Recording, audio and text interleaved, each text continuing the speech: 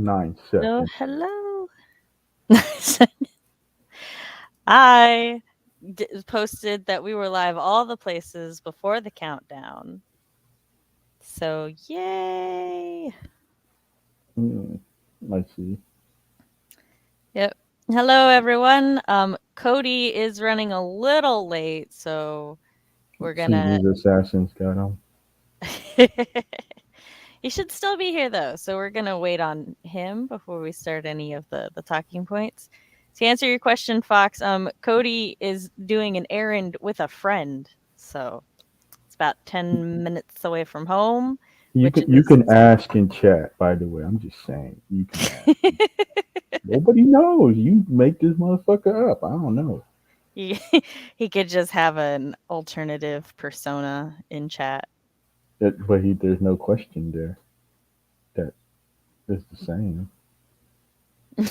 Fox said no. Then he's not gonna be listened to now.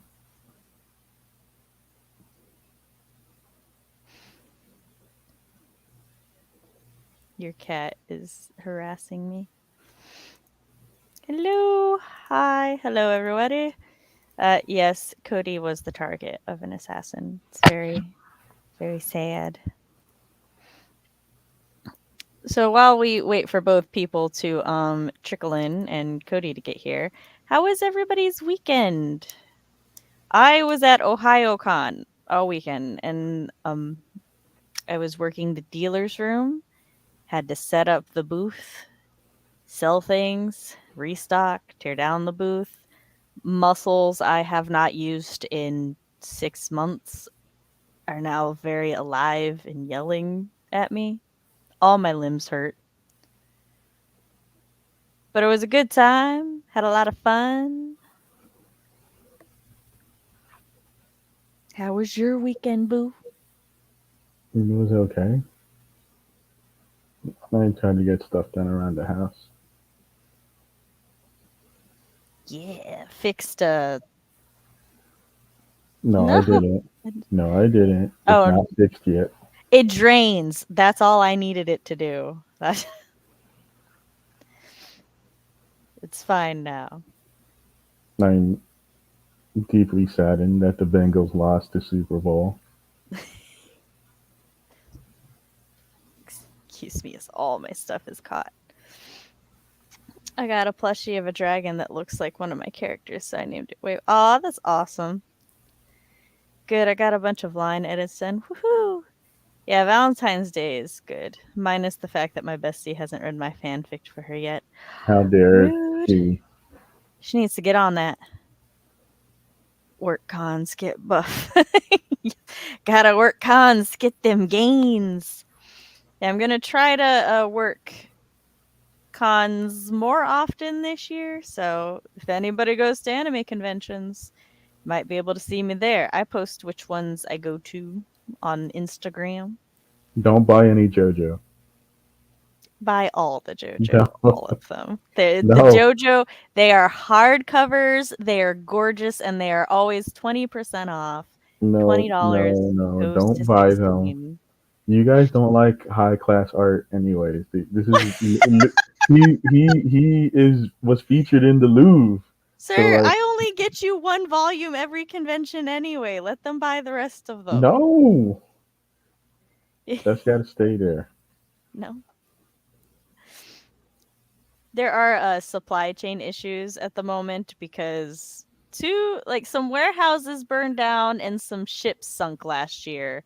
So the manga printing companies are behind and they have to reprint a bunch of stuff. So our JoJo stock is always now very, very selective, very short. Chris is just protecting his interest, respect. Also, hello, Scott. Long time no see. He's master of the sauce Master of the sauce. that nobody could pronounce. It's Worcestershire. No, Worcestershire. Worcestershire. Sir, I'll stab you with this comb. Also, I had a drink. Where did I put it? There it is. So did anybody do anything non-Animu related? Well, I know that Haley and Kelly told us of cool writing things that happened. I played Red Dead. Nice. I can't think of Red Dead now without thinking of that meme that's like Red Dead is just like my Gritty, that my Barb yeah, that Barbie horse game. A hey, gritty it, Barbie it horse it game. it's serious. Cause like I hurt my horse and he was dying, so I had to put him in out of his misery. No, Yeah, what? I had to. He was dying, No, my heart.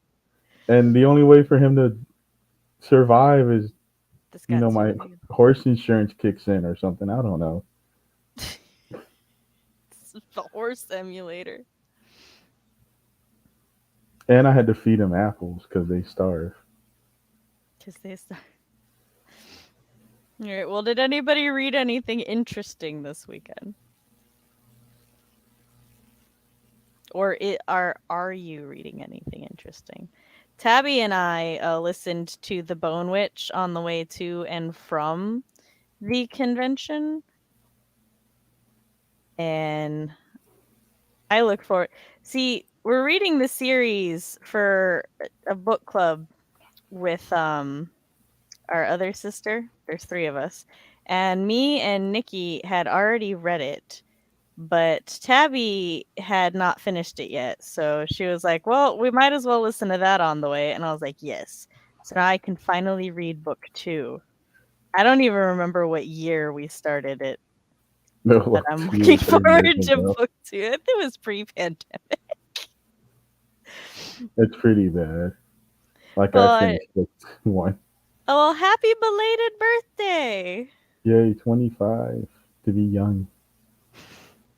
My weekend was at a hotel for my brother's wrestling thingy. It was boring since most were 5 years old because he's one of the oldest and heaviest people there. Oh, it was so loud.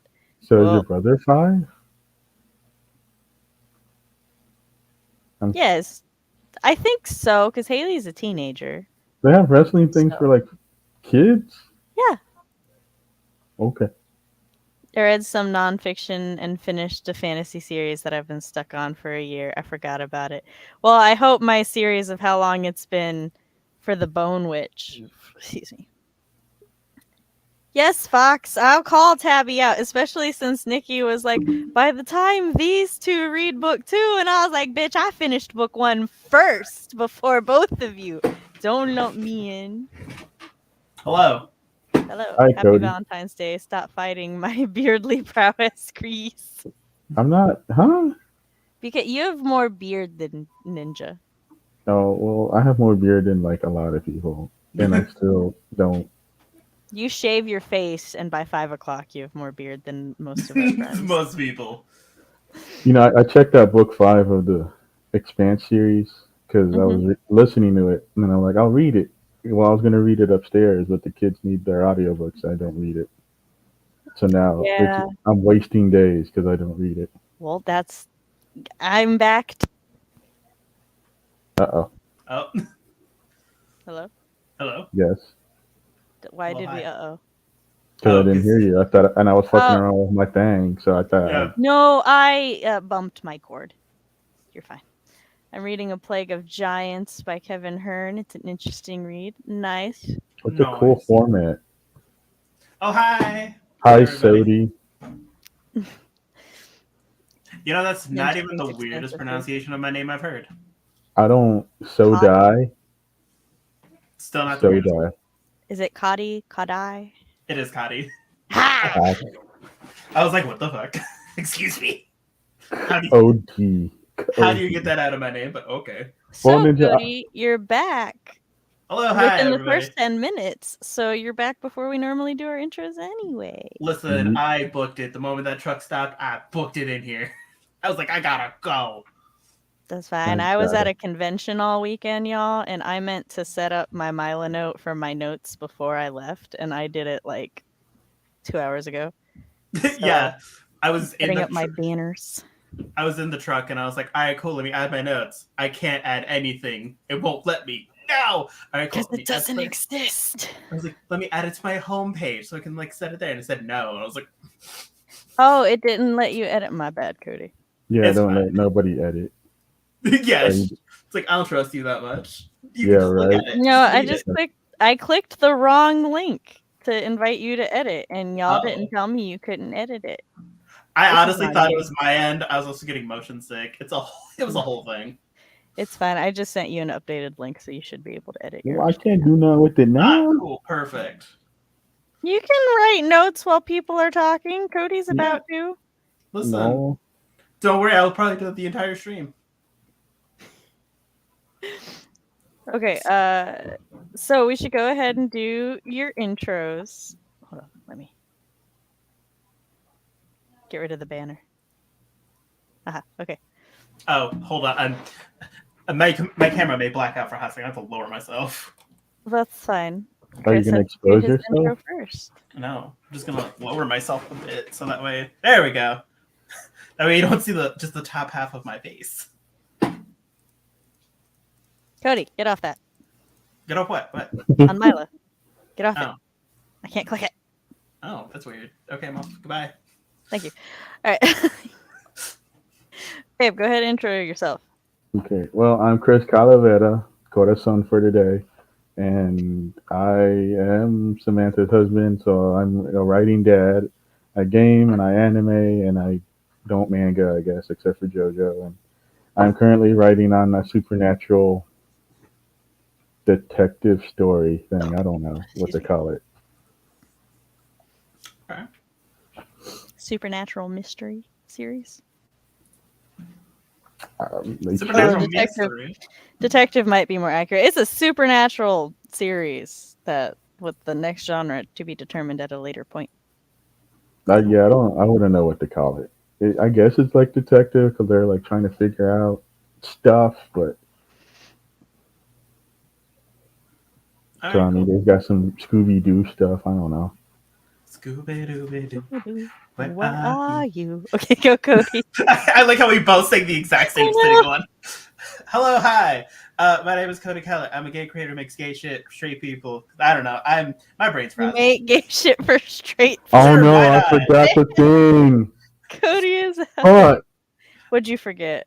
Cody was supposed to be like, I write gay stuff because straight people had it for too long, and I wanted to be like, well, I'm straight and I haven't had my chance yet, or some shit like that. It's okay. Cody messed up his, so it's fine. I just got off Valentine's Day retail. My brain is nowhere but here right now. It's fine. For once, I'm the one with the most functioning brain. Oh God! Oh no! Yeah, no. I like to make gay things because straight people have had it too good for too long. No.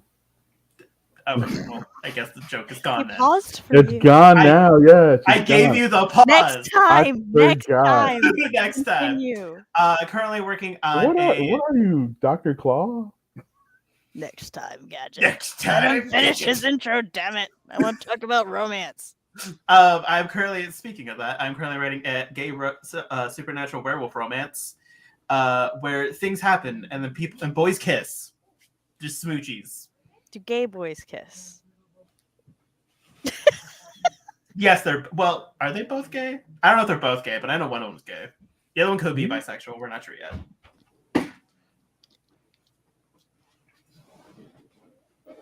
That's it. Hello, hi. Follow me down below. Social medias. I was not prepared for you to be finished, Cody. But, and hello, I am Writing Mom Samantha on Nasset. This is my channel where I talk about writer things, parent things, and writer-parent things. On Mondays, I host live streams like these that are always a chaotic mess, whether or not we are talking about specific topics like today, where we will be discussing romance and fiction, or running writing sprints like we will be doing next week to be productive and have a good time. When I post content, it will be on Thursdays, which I'm currently still on a weird hiatus because of brain fog and chronic stuff and life stuff. But eventually I'll get all that shit sorted out. If you would like to read a sample of my writing on my website so that you know I am not completely and totally full of shit, you can go to SamanthaLNasset.com. And while you're there, you can sign up to my newsletter to stay up to date with all things Sam, including sneak peeks at my writing. If you would like to help support the channel, you can like this stream, subscribe, ring-a-ding the bell, because the algorithm hates live streams and therefore does not like to tell people when we're live unless you have rang the bell. If you would like to get the pretty background and our corner foxes back, you can tip at the Coffee Kofi Ko-Fi listed down below. Give Sam money. And Damn, yeah, give money. all of the links Money to follow gives me, Sam. all of the places are down below. So I miss the tiny foxes that were over here. It's just they were just so cute. I know. We needs them back. Yes, bring them back. Bring them back. Force Fox to participate in the streams. He has a bard telling a set of interwoven stories that is braided together into a full novel. Ooh, nice. Okay. Ruh-roh. I just heard Scooby-Doo. Yes. A mood, Reggie. Cody. A mood. My brother, who is 9, in response to an earlier comment, had watched each of the Scooby-Doo movies at least 6 times. I mean, same, What's but his favorite Scooby-Doo movie? at 30-something. My I always favorite liked will Cyber forever Chaser. be Zombie Island, because 1, Oh, evil cat people, and 2, because it's terror time again. Like, literally, it's on my writing playlist. It's one of my favorite songs. I thought it'd be the one with the Hex Girls. No, that's my second favorite. But Terror Time Again. No, it is the maybe witch's hot one. take, but Terror Time Again slaps harder than the Hex Girls. So, but I do love the Hex Girls. That's my second favorite. Let it be known that I did the finger movements for Sam's intro despite not being on camera. I love that all of your regulars, we all do it. Look, it is a sign that I did well in creating my intro because it's catchy and people have to stop themselves. I also do like a head tilt every time too. Even when I'm not on stream too. See, it goes so hard. It's so good. Scooby-Doo and Kiss. Oh my because god, I was that's a good waterboard. one. Oh, my niece is obsessed with that one. Oh yeah, so good. I to this day, I need to know how it happened. Did Kiss go to the Scooby-Doo people and be like, so we want to be in a movie? Or did the Scooby-Doo people go, so Kiss, about Scooby? I need to know. So guys. Shaggy's Showdown is the best of the movies. I really like the witch one in Cyber Chaser. Oh, that's a good one too. See, Corner Fox might please Chris. It's the closest I'll ever be to speaking in chat. So there you go, babe. Like I said, force him to participate. Well, I mean, I didn't hear anything, so what? Oh my gosh. All right, so, excuse me. I just looked at my romance in fiction board, and I see a tiny drawing of a link, and it says, hi, fuckers. Oh, I wonder who did that. I'm genuinely not sure if it was you or Fox. It was not me. I've been out of that board since you yelled at me about it. I just opened it up. Okay, it was Fox.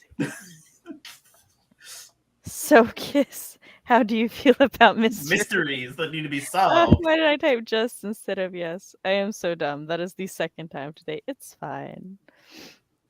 No. Oh, link is gone. All right, so our first. Did you just change your talking point to unholy matrimony? That's what it's technically called. Okay, well, let me go change my banner to that. No. What? Oh, You no. got a banner? Stop. How the fuck do I spell matrimony? Okay, I see. All right, what do we want our first talking point to be today? I'm asking my co-host because chat can't see my board.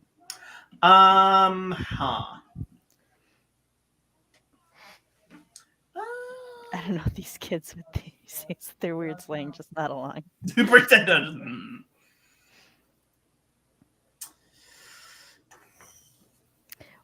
How How about we start out nice and easy? I was gonna say, like, do we go right to the deep end from the start, like we've done before? I have before, but not this day. So I was like, So, what are some relationship dynamics in fiction that everybody enjoys? Mattress money. Must be President saying no. I'm a kid, technically, and I agree with that. Oh, excuse me. So, chat and guest, what are some relationship dynamics you enjoy in fiction? So there's one I enjoy so much. I just finished a book today with it, and I was like, oh, I'm so excited to talk about this later. Is the grump? I call it the grump in the sunshine. Mm-hmm. When there's like a generally like grumpy character, and then there's like the less grumpy / sunshine character that kind of annoys them, but also brings them out of the grumpness for like it makes them like less grumpy. Yes. I call that one dark and light. Yeah. I mean, as long as like the sunshine helps the grump come out of the grumpness and not just have them be like 100% grump. Yeah, a lot of these can overlap because that's Yeah. kind of like yeah, I don't. Yeah, it is like what you said, Sam. The Earlier. dark and light, opposite attract kind of thing too. Yeah. Yeah, and as I guess fiction, yes, because in real life I don't support murder couples. Yes, see, murder couples, fine. In fiction, Yeah. love them. Oh yeah. Oh, listen, I love me a good murder couple. Romance is amazing. However, I hesitate to say it's one of my favorite romance dynamics because too many of the yaoi fangirls be romancing that bromancing, and this do be true. There's a difference, but I too love me some romance. Yes. Oh, contract marriages are fun. I Well, like. can also. I don't know if it has like a trope name, but you know, like when like we don't need official trope names here. We just there's like we just there's do like, vibes. There's like and I mean this is a lot in video games where like you know you're playing as the character and then the person who is implied to be your love interest is like operating mission control or whatever. So they were like, hey, do this and this, and you're like, yeah, or whatever. So yeah, frontline and support. Yeah, frontline and support romance. I like it. I also like they do that a lot on detective shows too, where it's like one person's out on the field and they're, you know, like talking and the person's looking up stuff and then the one will start flirting with them. Yes. It's yeah. There was one I saw a little scene for it. I don't know what it's from, but I've seen these two everywhere and I love it. But she had just like looked up something for him and then he's like, oh, I need you to look up one more thing for me. Like, can you look up brilliant and sexy and what do you find? And she was just like, me, you know, just kind of kidding. And he's all like, yeah, you know, he's like, yeah, exactly. You're amazing. And then she's all like, and I'm like, oh, I don't even know you two, but yes. I like it, but it does get overdone when it's like this male is like the person in action and the female is always like. Yes, I could see that. I agree. I like when it's mixed up and stuff. Mm-hmm. Like it's enjoyable, but it's just it's kind of like played out and like very place to like stuff. You know what I'm getting at? You feel me? Yeah, I get you. And I agree. There's a lot of like romance and relationship dynamics, which I was going to touch on this in the next point, which relationship dynamics that are meh, that it's like the dynamic itself is fine, but it's like so rooted in gender roles that it's like only interesting to me when it's reversed now. Yeah. And so like while I can still enjoy the front line and the support, like when it's really well done, it's more interesting to me when the gender is reversed and it is a frontline lady and a tech support. But also not to be heteronormative. I would like to see it with some LGBTQ couples as well. The book I was reading today is kind of, it's not so, one of the characters happens to be a detective. And so it's like not so much like frontline and support because the other person isn't really support. just happened to get drug along to a lot of missions because it's a supernatural book, and he can do supernatural things. And it's just like, you be surveillance while I interview people. And he's like, fine, I guess I'll do that. Look, if we let fans ruin everything. I'm not saying fans are ruining my bromance. I'm saying I'm hesitating to say bromance is one of my favorite romance dynamics because they're not the same. Yeah, you can keep your Amos and the other guy, Holden, Oh, Ninja. You can keep them. Amos. I did, I know, right? It's like, Amos and Holden. It's all for Ninja. V could kick your butt, but is so sweet when they act all tough, but are cuddling together and using cheesy lines. Yes. yes. See, so older guy and baby K, I really hesitate to Same. entertain because there's a long history of why that's very. It's also like more the default than anything. Yeah, or it's very much just it's. But like, I'm not gonna not read something with it. Yeah. No, I read a book where there is like an older guy and like a younger guy, and I was like, I like this. And it also happens to be another like Grump and Sunshine, so it also helps too. Oh, another one is the softer guy character in the tougher girl. Oh yeah, that's a feminine boy and masculine girl trope. I have that listed somewhere. Oh, I think it's in the kind of couples I write, and it's like I say soft boys, hard ladies. I think that's the kind of like the basis for that anime we hadn't watched yet. The dude who like can sew and the girl who's in the cosplay. Yes, I love that my one. dress up, darling. Also, Otomen is a manga, and that is like the basis of it. Is like his dad left his mom and became a drag queen, and so now she's like terrified of her son also becoming a drag queen and leaving her, but like at heart he's like super girly and feminine, and he likes sewing and cooking and making all these things, but to his mom he's like super, manly and everything, and he's on the judo team and he's really good at all this stuff, and he hides all the cutesy things. And the girl he likes, her dad is a single dad who runs a judo studio. And so she's just kind of like, because her dad, one of his big regrets is he's like, I couldn't teach her how to do anything else. All she knows is how to be manly. All she knows to do is kick butt and take names. And so she's like, I want you to teach me to be more girly. And he's like, yes, because he has, a huge crush on her. But like, he just likes her for her, and she starts to like him for him. And I just love it because it flips everything. I noticed in a lot of the books I read, which happens to be gay shit, that like I wonder why. I wonder, I'm not sure. It's a mystery. I can't put my finger on it. There is a lot of that type of dynamic where it is like the more softer boy and like the not tough, like the more tougher girl. Mm-hmm. And every time I see it, I'm just like, this is, or like where it's like women in charge. And their husbands and or boyfriends, if they happen to be straight, are like something more quote unquote mundane. Who is that couple from FMA? Izumi and her husband. Oh my god! Yeah, where he's just like he's a giant ass teddy bear, and I love him. This rock hard fighter. I love them so much. They're so good. Yeah, that's kind of. I was like, honey, your blood pressure. I love that in the I think it's when we meet them, it's like presumed that, or like when we first introduce them, it's assumed that she's like nice, and then it just like veers right really quickly. I can't remember either. I feel like that's how it works. So it's like you meet the husband first, and it's like this intimidating creature, and he's like, boys, come in, eat food. May or may have not written Wave and Shadow like that. And I'm here for it.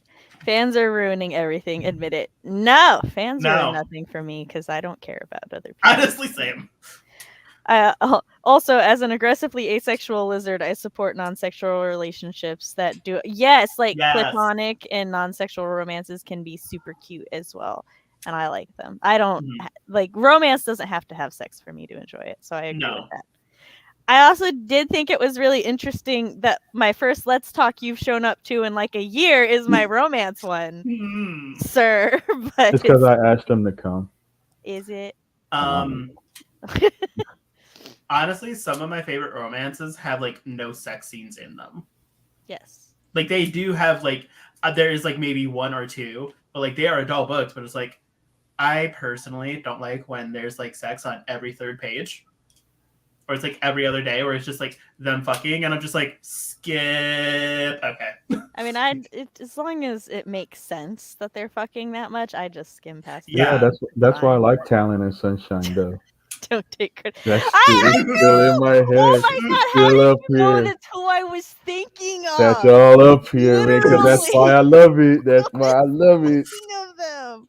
Yeah, it's I like if was- it makes sense, sure, they could fuck like rabbits, but if they're just fucking to fuck, it's just like, all right, skip. Cody, what you don't understand is I read Sherilyn Kenyon's Dark Hunters, and I like a lot of the couples. One couple I didn't particularly care for was Talon and two. Sunshine in book 2.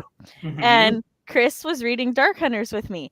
They're one of his favorite couples. And because Oh.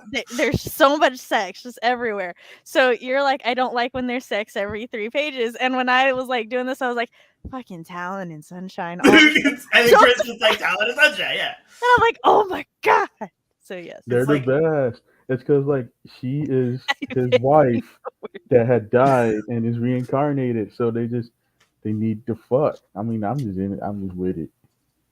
Yeah, it's like I don't mind if there's frequent sex, because like, sure, dope, get I your want more jizz girl. bloodshed and I'm not gonna say that. Right, same. But it's like when I literally have to go through it's like, all right, cool. Half this chapter is them being like cutesy, then fucking. Okay, cool. Skip the next chapter. Them being cutesy, then fucking. Okay, I guess I'm skipping to the next chapter again. Them being cutesy, more fucking. It's like, God, like how often is this one day? What is happening? Like, I read a book where literally they fucked like 3 separate times in one day, and I was like, or one like book day, and I was like, One skip, book. skip, skip. Oh. So I realized I didn't list mine.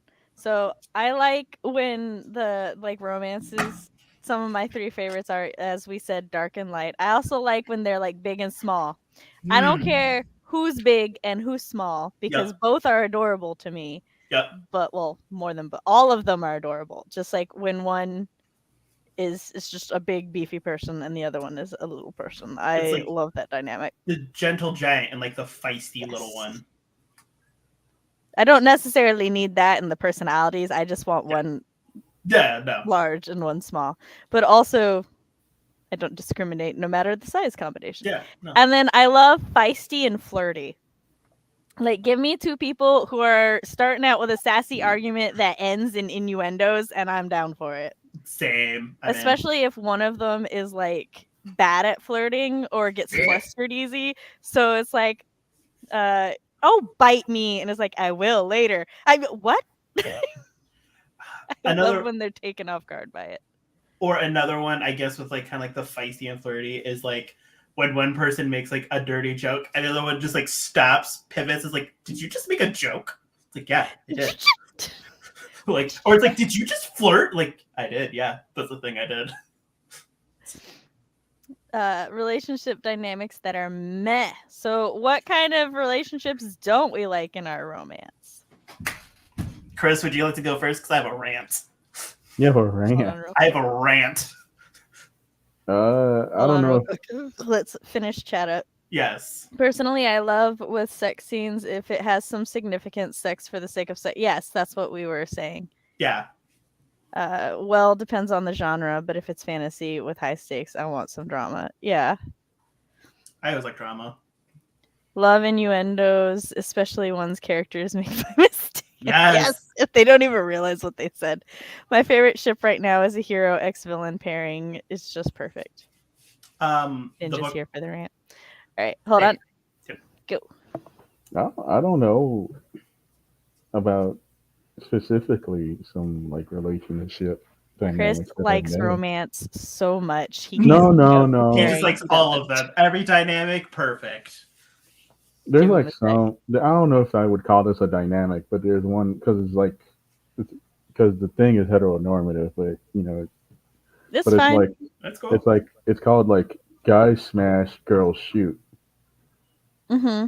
And it's basically what it says. It's like men are regulated to like the like warrior role, and Bruisers. women are regulated to like as a couple. And Yeah. it doesn't have to be a couple, but it's like it goes along with kind of some. It can segue into that, and women are like regulated to like an archer or like with more likely an archery role because like Yeah. for they Yeah. always put women as archers, and I'm not saying they can't be, but like I think more men were archers back in the day. I don't know. Yeah, because it took a lot of arm strength, and back Yeah, in the that's day, it did. So it's just like men were more archers, but It's yeah, because I it's that think up close and personal. yeah, and yeah, that's where it lies, and it's just like you see that in like a lot of just things like fantasy stuff. There's like, oh yeah, he's got the sword, she's got the bow and arrow. it's also like the frontline person is always treated as if that's the more important job too. Yeah. So Yeah. It's there's a like lot of levels as to why that's very Which meh. which I guess I appreciated with like what's their face, Vex and Vex and Percy, but yeah, because they're both both distant. yeah, so the both of them are like that, and like there's the other pairing. Oh, I remember now. It's called Pair Despairs. Mm, they kind of I don't know why that reminded me of it. It's like when you have a medium, right, and you have your main couple, and you're wrapping it up, and you're like, oh, these two people could go together, and everybody would be happy. I think Yeah, that's where you lame. pair all of the group up with Somebody, everybody else. I think it's kind of lame. Yeah, Pair of the Spares is pretty meh. I Do we mean, have to? I mean, it can be bad too. It's just I titled it meh because like you don't have to straight out hate the dynamic. Especially for me, a lot of dynamics that I find meh or don't necessarily enjoy. If they're done well enough, yeah. I'm gonna love it. You give me any dynamic in an intriguing enough plotline and with good enough characters for me, and I'm a fangirl over it. Oh, listen, same. But I still find the dynamic itself very meh. Like, yeah. And like, I don't know about some of y'all, but like me, I love side characters. Like some side character, like I will read a book and I'm like, I don't really like the main, like one of the main couples. They're pretty Let meh, me and tell then a you, side character rolls so in many and it's just like, fantasies. yeah, So many fantasies. I'm like, I don't care about the main couple. yeah, But yeah. these side ones don't. Give me more of them. Like a book I was reading recently has the meh I strongly dislike with an immense passion. And I was like, I'm about to DNF real quick. And then a side character literally rolled over his foot because she's in a wheelchair. And he was like, are you going to move? She's like, are you going to ask an Indian woman in a wheelchair to move? I don't think so. Where's my cook? He's like, well, if you get off my foot, I'll tell you. She's like, I don't feel like it. I'm just going to sit here because I can do that. It's just like, I love her so much. I find it hard to love that because she was on his foot, and that's just I kind of mean, rude. I don't care the situation. That hurts. she did get off his foot, but it was just. Yeah. It's I don't remember the scene exactly, but it was something like to that effect, where she was just like, where's my cook going, buddy? Yeah. Fox says that Matt gets to be his favorite person today because he said not every character needs to end up in a relationship. Though that was the point that Chris was making. Matt just iterated it more clearly. Yeah.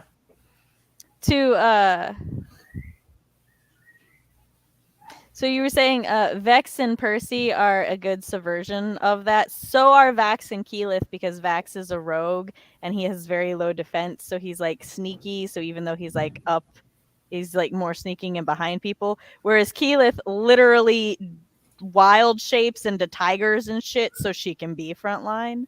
So You haven't seen enough of it. I feel like it plays I know. with it, but it doesn't. I know you haven't. I'm letting you know because I know the whole series. To be fair though, they like also didn't Vox Machina / Critical Role is a little different because they didn't set out to write those romances. They just happened in a game. So This explains why I know very little of what's happening right now. It's fine. It's a cartoon show now, Cody. Yeah, So you cartoon. You can watch watch it on Amazon Prime. Okay, listen, I That's saw that. I was like, out. I kind of want to watch this. Watch it. Look, if anybody wants to watch Vox Machina, I never say this. I genuinely, you can ask Chris, Cody, Fox, whoever. I genuinely never do this with recommendations. But if you don't like episode 1, just get to episode 3 and it gets so much better. Yeah, It's you do hate so that. good. Like, I know a lot of people who did like episode 1. I was not particularly a fan of it, but because I'm a huge fan of Critical Role, I wanted to watch the whole series, especially since I helped kickstart it. And it starts picking up in episode 2, but by episode 3 is definitely where it got a lot better. Oh, And I fucking never do that. I hate telling people that. I'm like, if I don't like it from episode 1, what is the point? Right, yeah. like, or it's like I'll give it like a few episodes, or it's like, you have to wait for season 74 for it to get really good. Oh no, I would nope. Look, I don't even want to do it saying just one episode. Okay, I ain't doing it for a season. That does remind me that, like, with the whole guy smash girl shoot thing, I will admit that, like, some when we say some of these are done better than are better, and then that's okay. I think about, like, how in League of Legends lore and Arcane you have like Vi, Vi and Caitlyn. Vi and Caitlyn, yes, but again, that's a fresh take on it because they sapphic. And they're not. I mean, and also they're in a relationship, but like there's also like with Vi and her sister, because it's also like that trope still. Yeah. And I think that also works. But like that's specifically from here. Like it's not a bad trope. It's just like it's overdone. Yeah. We need more. God, I love Arcane so much. Arcane is so good. When everyone wants to date the MC, this is mainly in bad books, but still, I don't need a love hectagon. Have her shut up, pick a boyfriend, or go poly. So, I'm torn because if I'm going in knowing it is a harem, I don't mind. But otherwise, I typically would prefer for them to go poly because whoever I'm rooting for is the one that does not get picked. And then I get sad. Yeah, I don't necessarily mind the whole harem or everybody wanting to date the MC because I'm like, I get it. I see why people that would be appealing. I just hate it when the person I want loses. Yeah, I guess in like a harem situation, like if I'm going into it going like they're all going for this one person, all right. But it's like like in Shonen, they overdo the love triangle thing, or like in all those YAs that were like Team PETA or Team whoever the fuck the other guy was. I don't even remember. Gale? I don't know. Yeah. And it's like, or Team Edward versus Team the Jacob. one I want loses. So and it's like, but why? Just like, I mean, I don't know. I feel like it's fine at first, but then after a certain point, it's like you said, the triangle goes too far. Yeah. Because after a certain point, it shouldn't be a triangle anymore. Because your main couple is very obvious. They're very much a main couple. And so it's just annoying after that. Listen, Iron Widow did it great. Iron Widow set out to do it poly. Yeah, she's like, it's amazing. It's like, first it was like, oh man, that's going to be like a love corner, fuck. And then it turned into a love triangle. I was like, ugh. Okay. So, Ninja calling me out on my problematic fave here. That Fox hates me for. Worst romance trope is the stalker that actually gets their affection returned eventually. It's garbage and needs to stop. All right, I feel I need to add an asterisk to explain myself here. I hate when it is a stalker who has made the MC feel anxious and like scared and stuff. Like they've literally caused this person to feel so many negative things, but then they still somehow win because I'm like, this is not modeling good behavior. This is bad. However, if I'm reading adult fiction at night and just enjoying myself, having a good time, and I like the stalker enough, and I like the MC, and the MC and the stalker are actually gelling, I'll forgive it. I won't lie. This is my problematic fave. Oh, all of mine that are like meh or good. It's like there are good versions of it and there's bad versions of it. Even the ones that I'm like, sorry, go ahead. What does the illustrious Fox say? He says that Ninja can also be his favorite today because he's loosely calling me out. Look, I'll get on Fox's good list. Don't worry about it. The main problem is a lot of romantic gestures and stalking gestures are the same, and it's just perspective that makes it creepy or not creepy. For instance, if like you wake up in the middle of the night and your significant other is just kind of looking over at you, admiring you, that's supposed to be romantic. But if somebody breaks into your room and is staring at you or not, that's creepy. The difference here is your love interest was hopefully invited into your room and you knew they were there. Was maybe, hopefully. Isn't this like the Phantom of the Opera? Yeah, it's like the Phantom of the Opera, I think. Like the movie, I guess. Yeah, well, because in the Phantom of the Opera, he leaves her roses. Like, anonymously leaves her roses.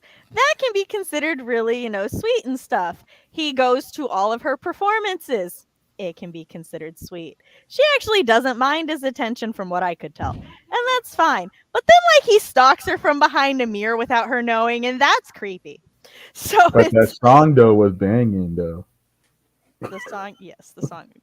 That reminds me of... Stalking isn't cute and needs to stop, yeah. So... He also drops, the chandelier on the crowd or something. I forgot. It's been a while.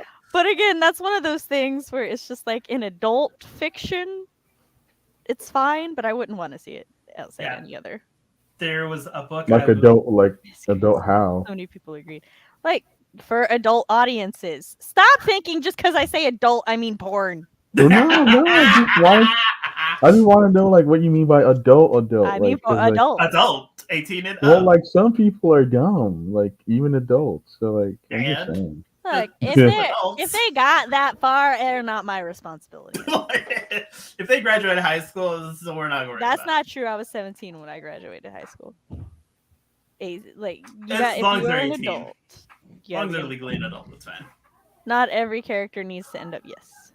When the girl gives up everything for the guy. Yes, I have a problem with this because it is just so over fucking done. It normally doesn't even make sense. Usually it would make more usually it would make more sense to go the other way, but thank you for your support on this particular holiday. Yes, the stalker to lover trope needs to end, or the I'm going to pine after you forever and get mad when you... That second one, though, oh my god, I hate that. So I have a book series you should not read because there's a book in it where that kind of happens. It's a werewolf witch story, and it's there's a part where it's oh hey, two people when you find each other and you know, they found each other at a young age, and then it was just the wolf boy was kind of real creepy stalkery, and it was just to the point where the witch person's friends were is that this person? Are they stalking you? And he'll be okay, give me a moment, I'll go talk to him. He's you gotta stop stalking me. It's I'm not stalking you. It's but you are. You showed up here. You're stalking me. See, that's different. That's crossing a line because they were asked to stop. Yeah, there's some problematics. Of course, I like the couple, so I'll kind of forgive it. I'm not gonna lie, but also they were young, they were 9 and 8. It was just I know they're young, and that's not a good excuse, but I'm still just Yeah, when the romance does nothing for the plot. I mean, or when it's just why do you two like each other other than the other's hot? I get it, they're hot, but what else? I've said it before. My bar is under the ground. I don't need it to do anything for the plot. I don't. Yeah, I don't know. As long as I like the two characters, I'm good. Honestly, I mean, the romance itself is usually a subplot, so yeah. I think it's one of the lazy ways to make a character relatable to the audience. I've lost where we were. Yeah, I also was I do not remember what part of the conversation. Ninja, give me context. Yep, it sucks because the love interest always ends up being a horrible character because they're just here because there has to be a love interest. Oh, that's the satellite love interest. Yeah. That's what happens when a character solely exists just to be. And that, you're right. It is sucks. really. Yeah. I don't like that. It's a cop Yeah. out. It's pretty lame to be honest. Yeah, like Have if the there love. is romance, the character should be fleshed out to have that kind of stuff going on. I see something about calling me out hardcore, and I don't want to get down there. Have the love However, you interest read help. it. Have the love interest help out in other ways to the plot. They can fight in battles. Yeah. Also, when the love interest is just a plot device. Yep. So That's okay, the so satellite. there Hold is. on. We're still catching up. Oh, we are. I still need to read Iron Widow. I plan on doing we it are. this month. Woo! Stalker Read it. is well intended love. Loosely, I'll call Sam out hardcore anytime she does the same to me. Yeah. Even if I'm always right and she's not, I can forgive that. Some people are dumb needs to go on my tombstone. All right, Cody, final thing, and then we're going to the next point. Oh, one trope I hate, and I will like is rarely done good in my personal eyes, is the anything involving an alpha man. I literally read a book where this dude is like, I breathe like an alpha man, and I'm like, how? How do you breathe like one? The only I the only time I have ever seen media where it's like an alpha male was done well is old shifter novels. And usually it's just from the love interest point of view where they're just describing like them walking in tight jeans like an alpha and their ass looks good and that's about it. yeah. Oh, it's abundant. So it's abundant in like supernatural shifter romance. Oh, I know. Which is, I like, said done well. my specialty and where I like to live. Like I hate it with an immense passion because they'll just like, I am an alpha man. I breathe masculinely, and I'm like, how? Especially when this character was like, oh man, I used to be a dork. I made everything in my life to now be an alpha man, and I'm like, why? Ninja is saying that adding a random romance into a story to make a character more relatable is lazy writing. He was adding to his earlier point. Yes, good. I like that. Got you. Just... Alpha males only breathe in; they don't breathe out. That's how you make an alpha. Like it's just like I walk like an alpha man. I live like an alpha man. I'm like I hate like it a here. predator looking for their prey, and Yeah, like and, that's like, not how I want a man to walk up to me. And like every time, like there would be character development or an arc, they would say, "Oh man, before I would just bottle everything up like an alpha man would do, but this character makes me want to cry." And I'm like, I hate it here. It's not good. I hate this with an immense passion, but I can't return this. It's just like okay. To answer my own question, so I dislike relationship dynamics where there's an imbalance of authority, which happens a shit ton in romance. What I mean by this is like the characters they're not even necessarily a couple at this point, but it's just like usually the guy starts making all the decisions. He's like, oh, well, you're going to stay here or we're going to do this or this is what's going to happen. And like sometimes they'll even make the love interest like argue back and be feisty and everything. But then like he locks her in a room and I'm like no. what? Like he literally he makes all of the decisions and I don't like that. Then I don't like it when it's one-sided affection where we've got a romance and one person is showing like doing all of the romantic gestures and all of the sweet things, which I've seen this both ways. Mm-hmm. And I hate fear-based attraction, which is what we were kind of just talking about, where you're writing a romance, and I don't know why it got really popular in like the late 2010s, where it's like a character that the lead is she's supposed to be attracted to him, but he like walks over and pins her against the wall and like her heart pounded in fear and she's all anxious and stuff. And I'm like, no, that's not sex. It's not sexy to be scared. No, that's not how this works. It's not fun being scared. I don't get horny when I'm scared. No. Or it's like, you know, the predator looking for the prey and that's like she's swallowed because he was terrifying. And I'm like, it's not cute to find the person you're attracted to terrified. It's not hot. No. This It's is not touchy. to be confused with when somebody's watching their love interest kick someone's ass and they're like, "Oh, well, that's hot." Or That's pick not up a the boulder same. and toss it and be like, oh. Oh, damn muscles, though. Hello. It's like, I did not expect Oh, we got a whole section that we're going to talk about that in that. Haley. I have rants. Not. I have rants. Don't worry. I got you. That'll be a whole stream in itself, which is me. I feel like this could distract. Don't talk badly about B-stars. Okay, Ninja, we will fight. Not wrong. He's not, but also we will fight. Ninja calling out Chris's problematic fave. Wait, Chris, you love B-stars? I don't know, honestly. I love B-stars so much. It has problems, as all things do, but I love B-stars. B-stars is a problem. It Like, can't be. I mean, I okay enjoy without being it. I don't problematic. know how much I do enjoy it, but it's just like He ate his damn. fucking leg, sir. He did! But guess what? He's so powerful now. No, but no. He's so strong. Also, why is there more tension between them? But anyway, Between predator Louis prey and what's his face? dynamic I a don't bit know. too on the nose, maybe a little bit. Yeah. Yeah. Well, Between Okay. Louis and Legacy, I it don't is an know. anime. There's never gonna be Yeah, subtle. Ninja, I would have been shocked if you finished it, to be honest.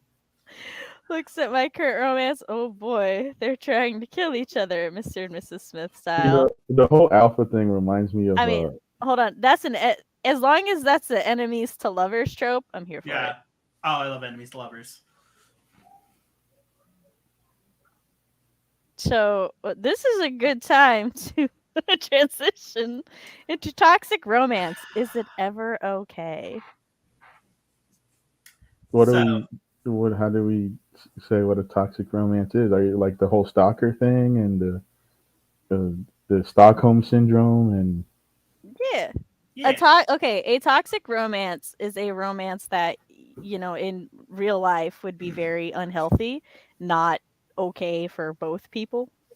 One abusing the other, one like telling them where they can and cannot go, and if they leave, stalking them and controlling. bringing them back. Basically, like abusive or just Yeah. not Mentally, okay. physically abusive. I just don't think I like handle any like thing in fiction with that. So I mean, no, I'd say no. No, you hate most of them. I will be Yeah. honest. Let me asterisk that. If it is toxic towards the woman, you hate it with a passion. If it is toxic towards the man, it depends on the couple. Like, So I can't remember at the moment, but like fucking Aerith and Zach. damn. no, man, he what's wrong with that one? He built her a cart. She loved it. And she wasn't grateful. She bitched at him for Okay, it. well, the man She works did not a lot. love so- it. She was like, is this all you got? Mans was late to work for her, and she was still bitchy. This do be true. I rest my sexist case.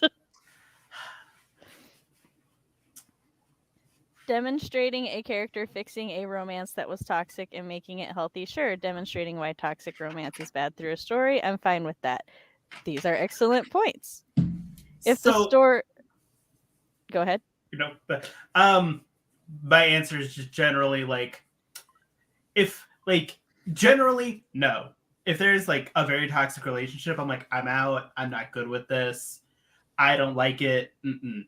Now, if there's again asterisk characters, or if it's done, I don't want to say if a toxic relationship is done well, but if it's something like this, to where it's like, oh hey, they're actively trying to fix it, and it becomes fixed to a healthy relationship, I'm in. In like Flynn, let's go. Convert that toxic boy, let's go. But if it's just toxic all the way through, I heard the yes. I don't like I was fine with what you were saying too. You were like, convert that toxic boy, because that is all too often how it is portrayed in that is YA. true. You're right. So that's to try to get the bad boy and the bad boy. Oh, I guess you're right. It's try to fix him. And I don't like that. Yeah. No. Scratch that. Cut that. Oh, you're right. All right. So normally I wait till the end to give mine, but for me, I want to preface that my opinion is I do believe toxic romance has a place. As to Mhm. whether or not that's in the romance genre itself, I lean very heavily towards no, but a lot of people use fiction as a way to cope, a way to heal, or escapism. So I think in the adult age category, there can be space or room for toxic romances, like what Ninja was saying, fixing a romance so that it's not toxic anymore, where both characters work on themselves Mhm. and heal and become stronger. Uh, showing toxic romance as bad and unhealthy, not in the romance genre, but in other genres, is also fine and it's okay to me. Mhm. I feel like if you're writing a romance to YA and younger, it definitely should be healthy. Like, Yes. period. That's it. Because anybody younger than an adult, part of how they're learning healthy romance and how to model their future relationships is through the media they consume. So I do Mhm. feel like if you're writing to anybody who's not an adult, you do carry a weight and a responsibility there because you're going to influence the minds of your readers, like full Yeah. stop. That's just going to happen. But if you're writing to other adults, yes, I know a lot of people are dumb, but they are still adults and responsible for themselves.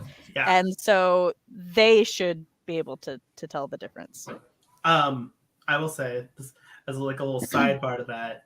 Um, I've learned some of the best relationship tips and tricks and traits from books.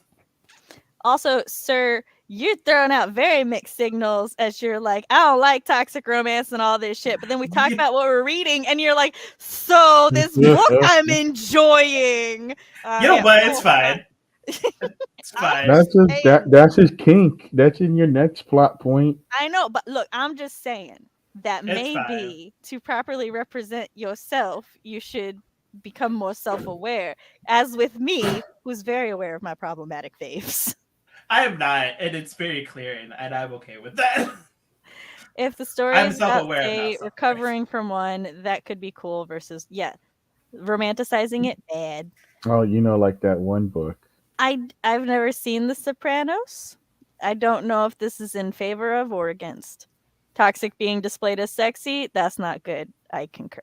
Toxic as in it No, they it play is not. Britney Spears while they do things. Yeah. You're toxic with the taste. Generally, no, but I don't mind a toxic relationship if they end up breaking. I don't want to see them stay together, though. I get you. The fix up thing, no. Give a What are little your bit of a thoughts on fixer mentions upper. on thoughts on mentions of having been in a toxic relationship? I think are fine, Yeah. especially since it's like in the past and people have past darknesses, skeletons in their closets. What you We all two got think? secrets. I think it's okay. I mean, are you on the trampoline? I didn't mean fix the toxic person kind of thing. I meant that the toxicity was mostly unintentional.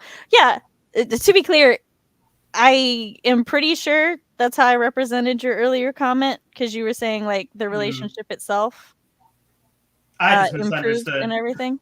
So I yeah, misunderstood, and it's fine. if a character mentions it, it could impact their character and show how they grew from it. It's actually kind of interesting. Yeah, fair. Totally recommend The Sopranos, but that's a conversation for another time. You know what, Chris? You're toxic and I'm slipping under. He's Dang. my husband, Ninja. God, how many times I gotta tell you? Ooh, bam. For the record, I've known Ninja for like almost a 11, 12 decade, years. if not a decade, like over a decade. He's forever threatening to take my husband away, but he's also straight, so good luck. Oh, that sounds interesting. That sounds like a book that'll probably happen. No, I mean like Ninja is straight. I mean, so is I, Chris, but yes, oh, but it okay. sounds like a Just book making that sure. may exist. Sounds like a romance out there. Oh, it sounds like everyone on screen and in chat are all of the same mind in that toxic romances have a place in fiction, Mhm. just not as a romanticized end goal. Yes. So See, 12 so to good at 13 summarizing what I years. Wait, 11? I don't know, longer than you. Yeah, Michael's 10 now. say. 10! Sir! I'm in tripping. Yeah, he is. Oh 10. man, He's Roxanne! Oh my gosh. My youngest was just like, he's going to college. he's going to college. Just trying to make everybody feel old. Ugh. So, our next talking point, kink versus problematic forms of romance. Primarily, probably in erotica. What are y'all's thoughts? I have thoughts. I have thoughts on all the things. I was gonna say, I hope you have thoughts. These are your talking points. Nope, I just wrote them and said, you know what? They can host the stream. They can figure it out on themselves. Bro trying to correct me when he also wrong. I see you. I was like, thought he wow, why was is he calling 11. me out? But he's not. He's almost 11. We don't age just because the year changed. You did this morning. I do it for myself, but nobody else. So, anywho, Chris, king versus problematic. What are your What thoughts? about him? I don't know. What are we talking about? Like, I don't know. I don't understand the question. Can you Okay. use it in a sentence? Use it All in a right. sentence. So, for example, locking the love interest up in a cage can be a kink for some people, can be problematic. What are your thoughts? That See, what you said. I mean, it can be a kink, I guess. I think it's fucked up. I mean, it ain't for me. I don't want. Do they get fed a bowl like a hamster? Like, Fox said you went there, Sam. Sam. Okay, so for context on that, I played a dating sim for Chris because he wanted all the trophies, but he didn't want to Uh-huh. actually play through the game. And one of the love interests locks you up in a cage. It's like, oh, that we can leave one. you there for Yeah, I can't days. remember. I mean, take Oh. care of you, but Okay. A part of me is like, what dating sim is this? But I was like, I don't want to know. I still don't know what I'm commenting on exactly. Like, that is a kink, and it is problematic. Like, are we talking kinks from the characters? But no, like if both sides are into it, I think it's kinky. It's very problematic. Okay, I'll just share like my talking points on it. I think it's actually a controversial topic because there's a lot of kinks that are fine, especially if everything is consensual. Mhm. But then there's some that just don't work no matter what, especially when you take like intersectional feminism into concern. And like there's just complicated ways that each section needs like positive representation. Like the BDSM community, they should be able to have positive representation in both romance and erotica, right? But a lot of people don't actually understand BDSM, so then what they end up writing is very problematic slave type fiction, and that's like not so, okay. so what about like all girls love bad boys as a kink or a problematic See? thing? That's one of the things. It's like for me, you give me a character who the love interest is a bad boy in leather, and I'm like, yes, I love that shit. But a lot of people Sign me would up. argue that that's actually like perpetuating a problematic stereotype and that we shouldn't write that anymore. So, what is everybody else's thoughts on it? Oh yeah, I don't write it. Excuse Fuck me. it, leave it in the trash. I think So, it I think it has a place, but I'm just saying like in like I don't know. I think in like if you're trying to write like a contemporary kind of like as in like right now, if you're trying to write a romance, I think you should try to steer away from kind of some of those problematic issues like that. But I mean, if I find like I don't know, like erotica like that, I don't think it's that big of an issue there. Do you think erotica should get that free pass?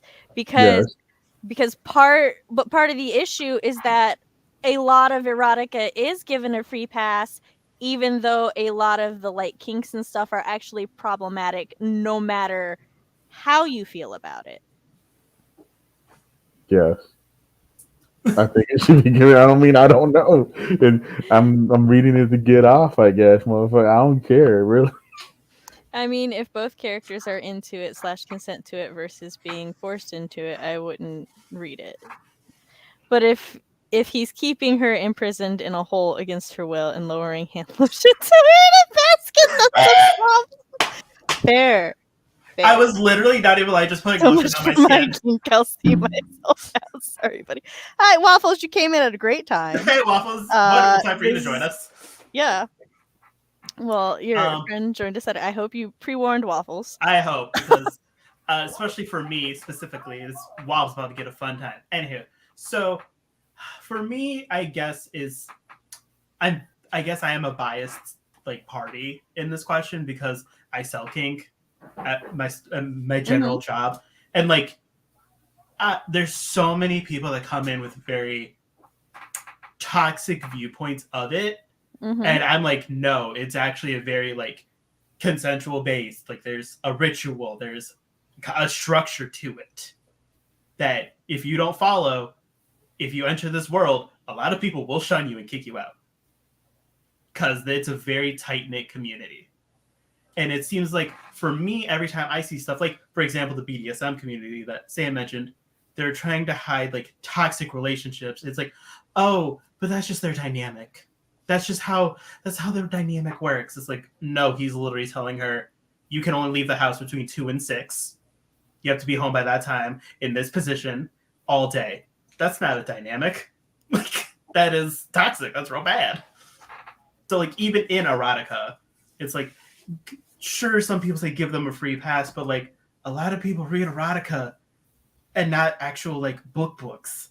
So they're seeing like, oh, so if I get a girl that's into this, she's gonna do this to me. Yes, I like that. Then he finds a girl who's into that and she's like, no, I'm not gonna do all of that. Like, that's very problematic, sir. Where are you getting your sources from? And then when they say erotica, it's like, oh, let me educate you. So I just think depending on how it's done, it can be a good thing, or it can influence people, or it can be a bad thing. Thinking of 50 Shades of Grey. Erotica is designed to specifically appeal to that sort of thing. It's kind of like you sign your waiver when you open the book. I think erotica can be okay to write as long as they don't romanticize abuse. I think that makes sense. No, that's the thing. Erotica, because erotica is porn, and the thing with a lot of erotica is that it does romanticize it because they don't. A lot of people aren't going to get off to it if it's presented as a bad thing. Yeah. That's not how that works. I have known there is consent as the reader. Like you're reading, like you as the reader are consenting to it, or you have to know that the characters are consenting. I think they have to know that the characters themselves are consenting to whatever's happening. I'm just tired of abuse being romanticized, even in erotica. So I sit in like a gray area with it. I think there is a lot of kinks and everything that are okay in erotica, but like not romanticized in romance because they are kinks. And for example, there's a little bit of a trigger warning going forward for some things. There is like, rape fantasies, because a lot of women in my generation and previously were told to suppress their sexuality and everything. And so that developed into an unhealthy relationship with sex. And therefore, a lot of women my generation and older, like that's the only safe way that they feel they can express their desire for sex is through that kind of content. Mm-hmm. But like, then there's the argument of, but does that perpetuate that it's okay? Mm-hmm. And it's like, does that make it like, is it really okay for other people to like, keep reading it and consuming this media and for it to stay normalized? And so it's like, it's just this very complex thing. And that is only staying in the one part of like feminism, right? That's not even talking about all of the other issues that I don't really feel is my place to talk about specifically. So it's I don't think erotica should get a pass for everything just because that is the place, and a lot of people don't want to kink shame because there are certain things that shouldn't be okay to be sexual turn-ons. But it's also one of those things where it's like, well, then where do we draw the line? Mm-hmm. I mean, And go ahead. Sorry, I have the finger up because I didn't want to interrupt, but I have a thought. Oh, okay. I realize it looks like I'm pointing towards you. Yeah, I the thought you were entire pointing time. at me the whole time, but go ahead. No, it's I learned this in therapy and I forgot to do like reverse. But like in a lot of like gay erotica is also like the daddy boy thing, because a lot of gay men have daddy issues. So it's a lot of that where it's just like, oh hey, a lot of erotica is an older gentleman and like an 18-year-old or someone who's like fresh young age. And it's just like, sometimes it can be like a good situation, like age gapping, but a lot of times it's portrayed as a like, oh hey, you're a replacement for what I don't have, give it to me. Mm-hmm. Like you're going to teach me all the things, and it's just like it, but they don't. It's a lot of just what could be considered like abusive type relationships, and it is romanticized as like, this is the goal, this is the holy goal here.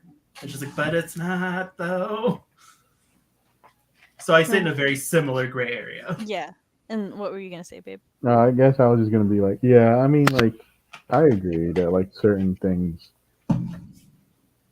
aren't safe even in erotica like that because they're just.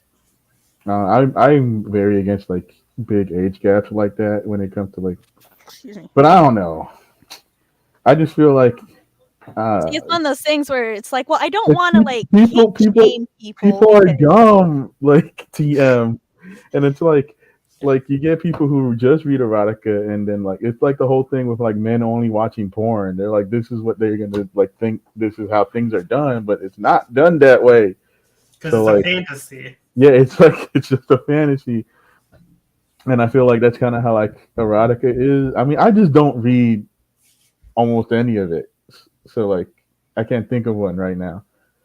So like I don't know, it's just but like it feels like like kind of analogous with like how men watch porn and they're like, yeah man, I want to do this and that, but like this there's is like romantic, and it's like, there's like a line. It's like, no, because like this is not real, right? This is serving your kink, but like people just don't understand these kind of things, so it's like going, well, these things shouldn't exist here, but like I don't know. It's just it is gray, I guess. Yeah. And I'm not entirely sure. It's just like it's dumb because like if you want to go with like normal romantic fiction, these are things that we should try to avoid now, and these are things we should try to support. And in erotica, I guess it's like, well, these things are more okay, but it's like, man, some people just read erotica, so like, what do now? It's also like you don't want to start kink shaming or say that like kink shaming is okay, because like some people would kink shame people with foot fetishes, and it's like there's nothing wrong or harmful or problematic or anything about a foot fetish. No, they're just feet.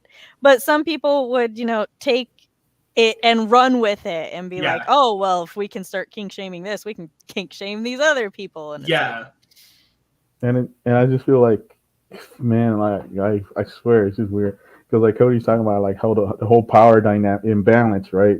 Especially when it comes to age, because that's why my issue with age is when I read like a normalized romance, it's like, okay, sure, like I'd like them close in age, right? But if it's like, serving the erotic kink, it's less of an, well, it's not less of an issue for me, but it's just like it's less of an issue in general. I feel, I don't know. all right, would these romanticized things be okay if the books come with a disclaimer like we push the idea that it's all fictional, etc., like violent video games and movies? So the problem with this is that all media, video games, movies, books, and everything, is influential. It does like affect us in different ways. And while no, video games don't make people hyper violent or anything, it is largely why like you have to be careful with the media in the video games that your kids consume, depending on like what ages they are. Yeah. And it does video games and the way that they treat women definitely has affected at least 1 to 2 generations of how male gamers treat women and female gamers. Like these are actual like facts and things. So it does matter. Even though it's fictional, it's influential. And that's the important thing. And so it's like if you have 1 or 2 things that causes a problem, that's, it's 1 or 2 things. But when it's the average or the most common thing, that's the issue here. Yeah. But yeah, it feels like everyone's kind of on the same page with this one too, so there's not like a whole lot more to discuss. Yeah, it's like there's not that much discourse. Touching on what Cody was saying though, the complicated history of gay romance. So there's a lot of things with gay romance, but I'm gonna talk from the yaoi side. That's the one I know. Which, well, yaoi / shonen ai. Is it shonen ai? I think it's yes, shonen ai. Yeah, No, shonen ai. I was trying to remember if it was shonen or shoujo ai. Yeah. Shoujo's the girl. Yes. So it's like a lot of boy love stuff started out erotic, right? It like started out with that and with very like problematic or bad. Oh, hold on. My next question would be, should we just not reference these things at all because even showing them as bad could be missed by dumb people who get the wrong message? No. Oh, no, it's fine. I encourage, chat to like contribute and to do topics. This is fine. Yeah. That's why we got it here. We talking. I don't think it helps to just like not mention things, especially since like there's certain things that, certain communities and certain people still need these things, right? Yeah. And they still need to see it. And these things still happen. It's just the attitude towards it, like you need to be mindful, really. But once you need to be mindful of what you create once released into the world is out of your hands. And as long as you've done your due enough diligence, that's really all you can do. Like, like there are going to be people who are going to ship your characters who should never be shipped together. And you're just going to have to accept it. That's just going to happen. The anime community is very, very... But there's a difference between like doing your due diligence to, not romanticize things and to not portray things as good. And then some people be like, oh, but I still love that. You can't help those people. Yeah. Versus romanticizing it or just not caring at all. And then being like, oh, well, I love him so much, but he throws you into a wall every other day. It's because he loves me. Like, but he hurts you. Oh, he's just trying to make me a better person. There's a reason I don't talk to the anime community. That's a conversation neither of us wants to have. Listen. Don't call me out. Don't attack me. Yeah, there is a lot of difference because also, if you don't remember, not to get political here, but in Florida, for instance, they're banning any gay history. And it's not a good history that we've got, but it's just like, cool. If you don't teach it, you can't learn from it. So if you show it in a terrible light, it's like, okay. But if you show, oh, this is good. This terrible thing is a good thing that you should go for. This is a goal here. This is when it becomes bad. For a second, I didn't know where you were going with that. And I was like, we're talking about gay romance, Cody. Yeah. That's real world. But no, I see where you went. I got you. Listen, I knew how to tie it back. I will call you and we can talk about my trashy I mean, in anime, there's rarely any other kind. I mean, what? So the complicated history of Oh, no. Not anime talk. Let's go. So, gay romance, at least most of the gay romance I am familiar with, was actually not written by men or for gay men. Nope.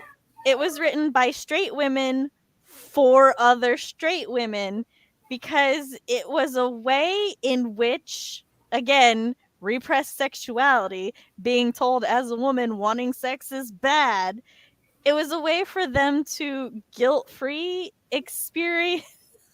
Sorry, I just saw Waffle say please don't. Please don't. It was a way for them to Poor Waffles. experience all of that, but like through the filter of two men. And there's like no shame or anything associated with it because it's two men. But very distinctly, there was always the smaller man who fulfilled the woman's role. He was lighter, more feminine, the super role. eyelashes. Yep. And then usually more slender, curvy. Yeah. And then the other man who was taller, typically kind of older, and much more rich, bigger build and all of that. They usually are the rich ones. They are, yes. The sugar daddies. The sugar daddies. Good damn.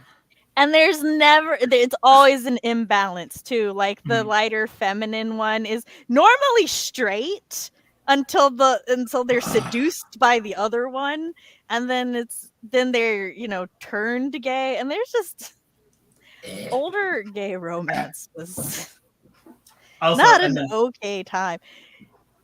You want examples? Hold up, let me look up 90s. How long do you have? 90s.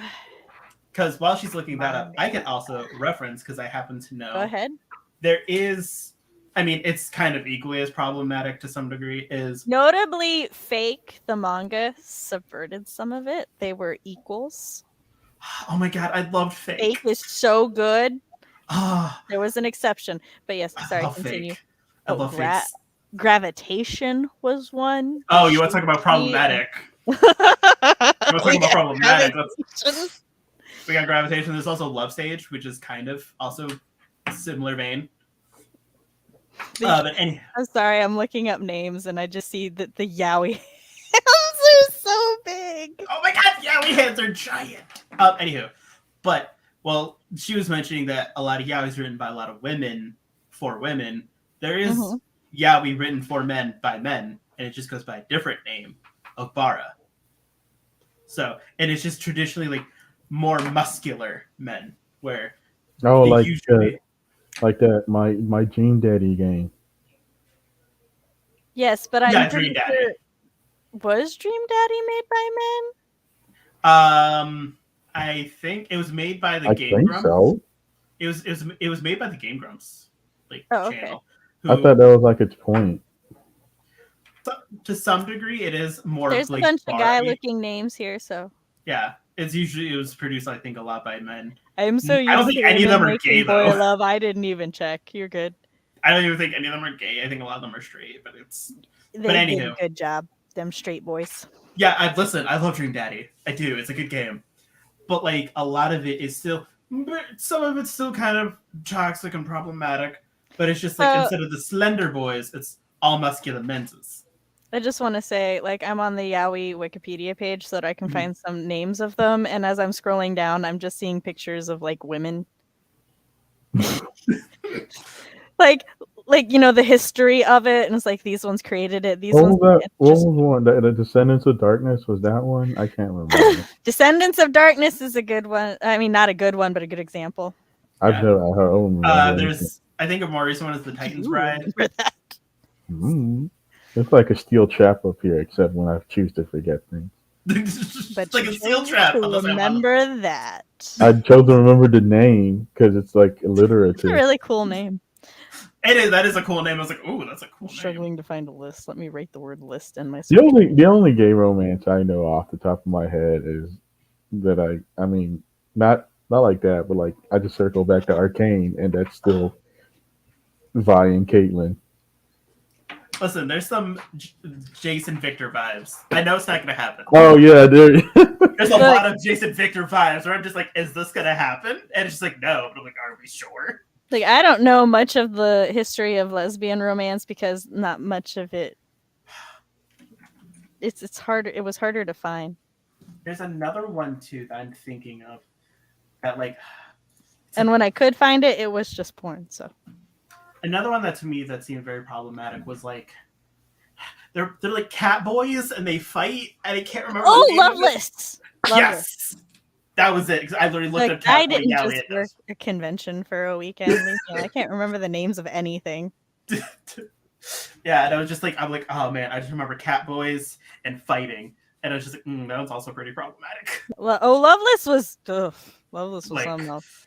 First of all, one of them was underage, and the other one was an yes, adult. I know, right? It was just like Ed, like his brother. It's very.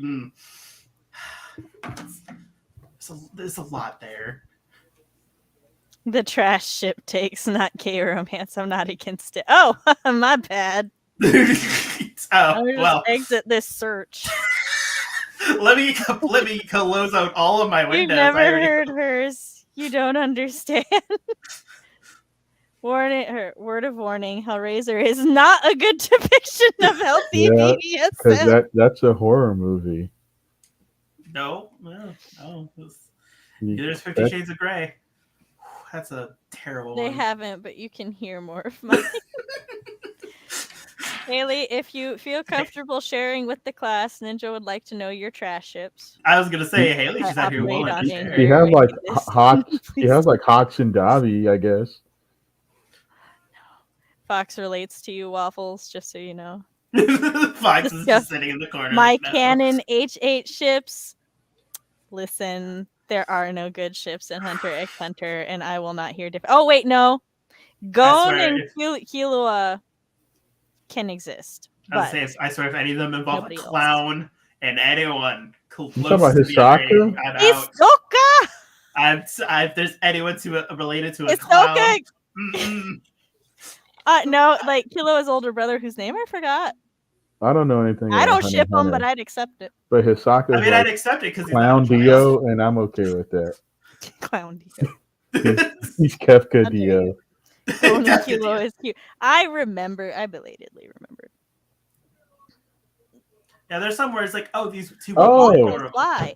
Now, I will say this is like changing, like this issue with gay romance, but because of that, there's a lot of like dynamics that within gay romance specifically, I would never touch with a 10-foot pole because they are just part of the long fetishized. That is the word I want. It's been fetishized history.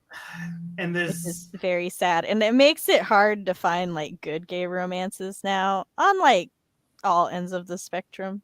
Yeah. You gotta be careful. It's you almost gotta vet it and have your own vetting system of like, all right, buddy, who wrote you? What's their history like? What do the reviews say? It's like a process. And even then, it's like 50-50 shot. Which is in part why poor Cody is so desensitized to problematic relationships. He's got to take what he can get. There's also listen, don't call me out like this. Don't attack me. You knew. I thought we were friends. No, you knew. I thought we were friends. I came here with some dignity. There's also the issue that like I'm desensitized to so much. I also work at a sex shop too, so like I'm just like, yeah, problems. I'll go right this way because it's all I got. There's also the issue in mainstream media that like, you always have like the main couple, and the main couple is always heteronormative, and like there's just a passing mention of like this character being gay, and it happens a lot with the Disney movies because it's like we have our first gay character, and they like bring this up every time they have like a new movie that this character might be gay. Like what's his face, LeFou from Beauty and the Beast. They said that with him. So and then that dude in the Jungle Cruise movie that was like, yeah, women aren't my thing. Like, okay, well they're not spitting it out, obviously, of reasons, but. I guess also my other problem with like mainstream media is this is representation of any degree is good representation. This is going to sound absolutely terrible, and I know it is. But representation is good representation. But for me, it's a lot of lesbian representation is a lot more tolerated than like gay representation. It's like a woman and her girlfriend showing up in one scene and they like maybe hold hands, but like a guy showing up with his boyfriend is just like next to nothing. There's also like as far as Hollywood and other things like that go, what a lot of people don't realize is there actually was healthy gay representation before the Hays Code.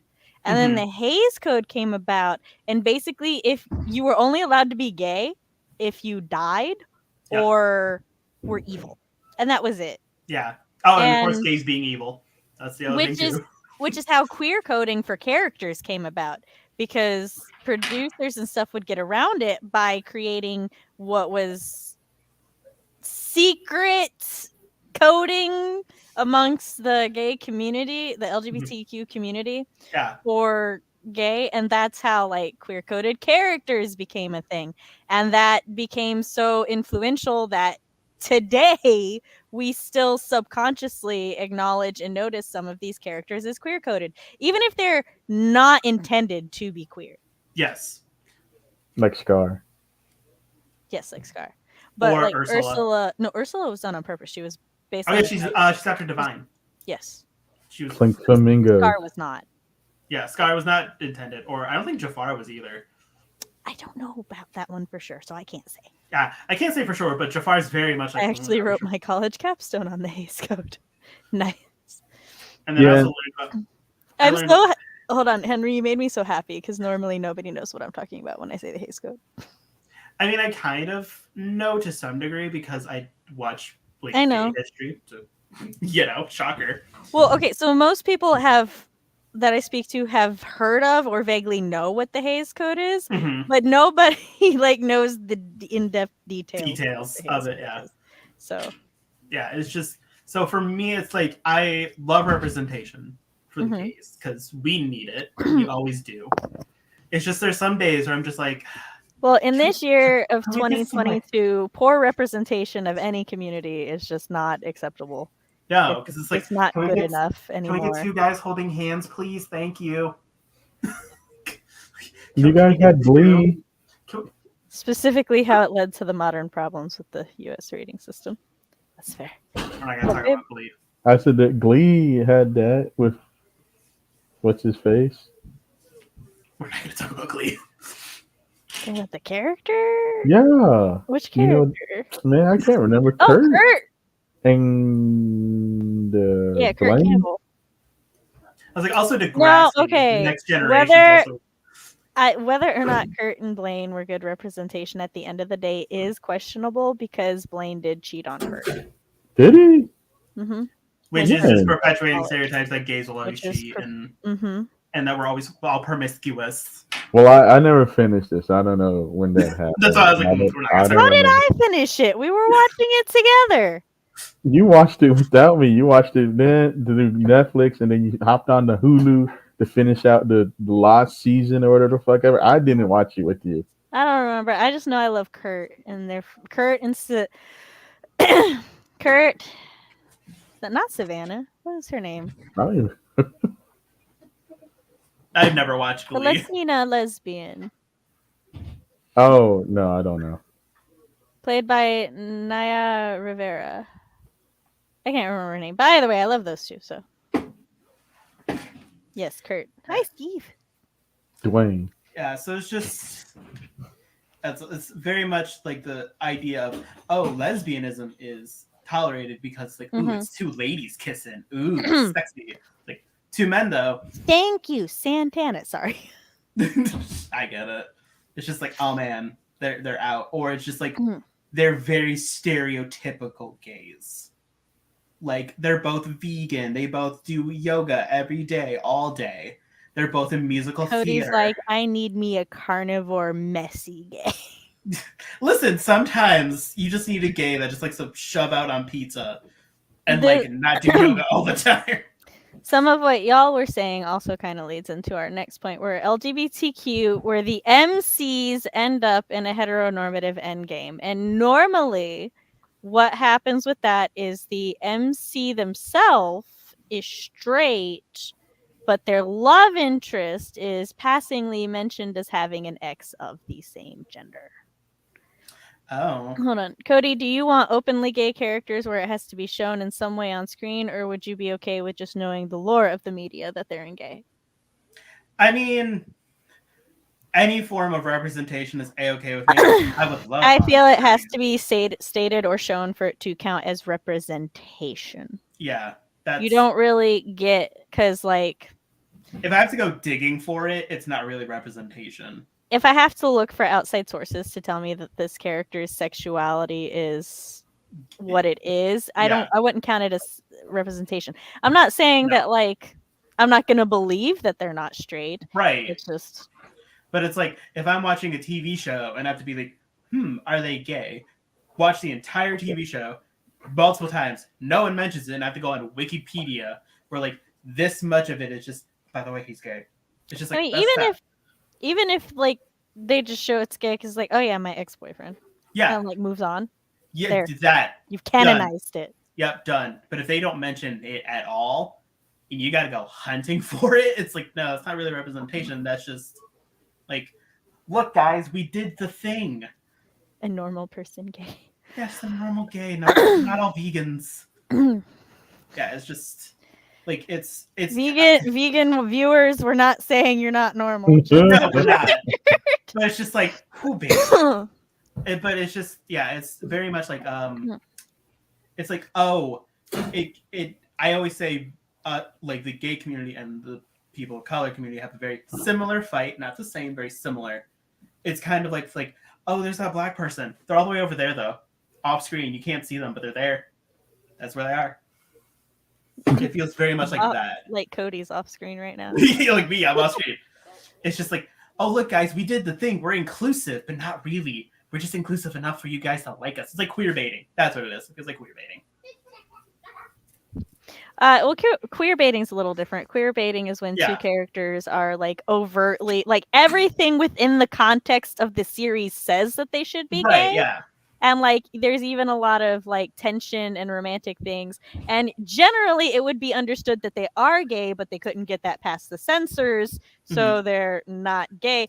But then like the creators are like, oh no, they're totally straight. Yeah. They're completely straight. That's queer baiting, which is a different but also bad thing. Yes. Oh my God. Like I think it's Disney that's very much like, oh, you guys just queer baited. There was one movie a while ago that was like, no guys, there's a lot of gays, and then there was one gay in one scene, and it's like, you queer baited us. Like, it's like you just told us there's a lot, but there's none. Yes, you can have a chocolate. I don't read enough bi love triangles to talk much on this one. I mean, I read a book where the MC had both a girl and guy love interest, and she ended up with the girl I loved much more. Fair, valid. To be fair, this topic just covers all of it. I was just saying that that's like one thing. Yes. That's how it's normally done. Her bestie read her gift and she liked it. Woohoo! I just got the. Oh, my bestie read. Okay, awesome. The fanfic gift. Ha! All right. Ooh, called out.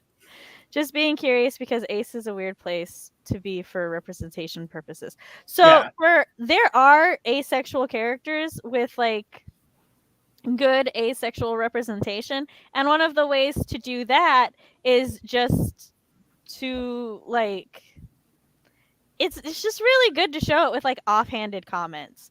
Or it's like, you know, everybody else is like, say the main character is Ace and their like best friend is going on and on about like the date that they just have, and you can like have some internal comment about how it's like well they would never want to date, or they have no interest in dating, but they find their friend rambling about it cute.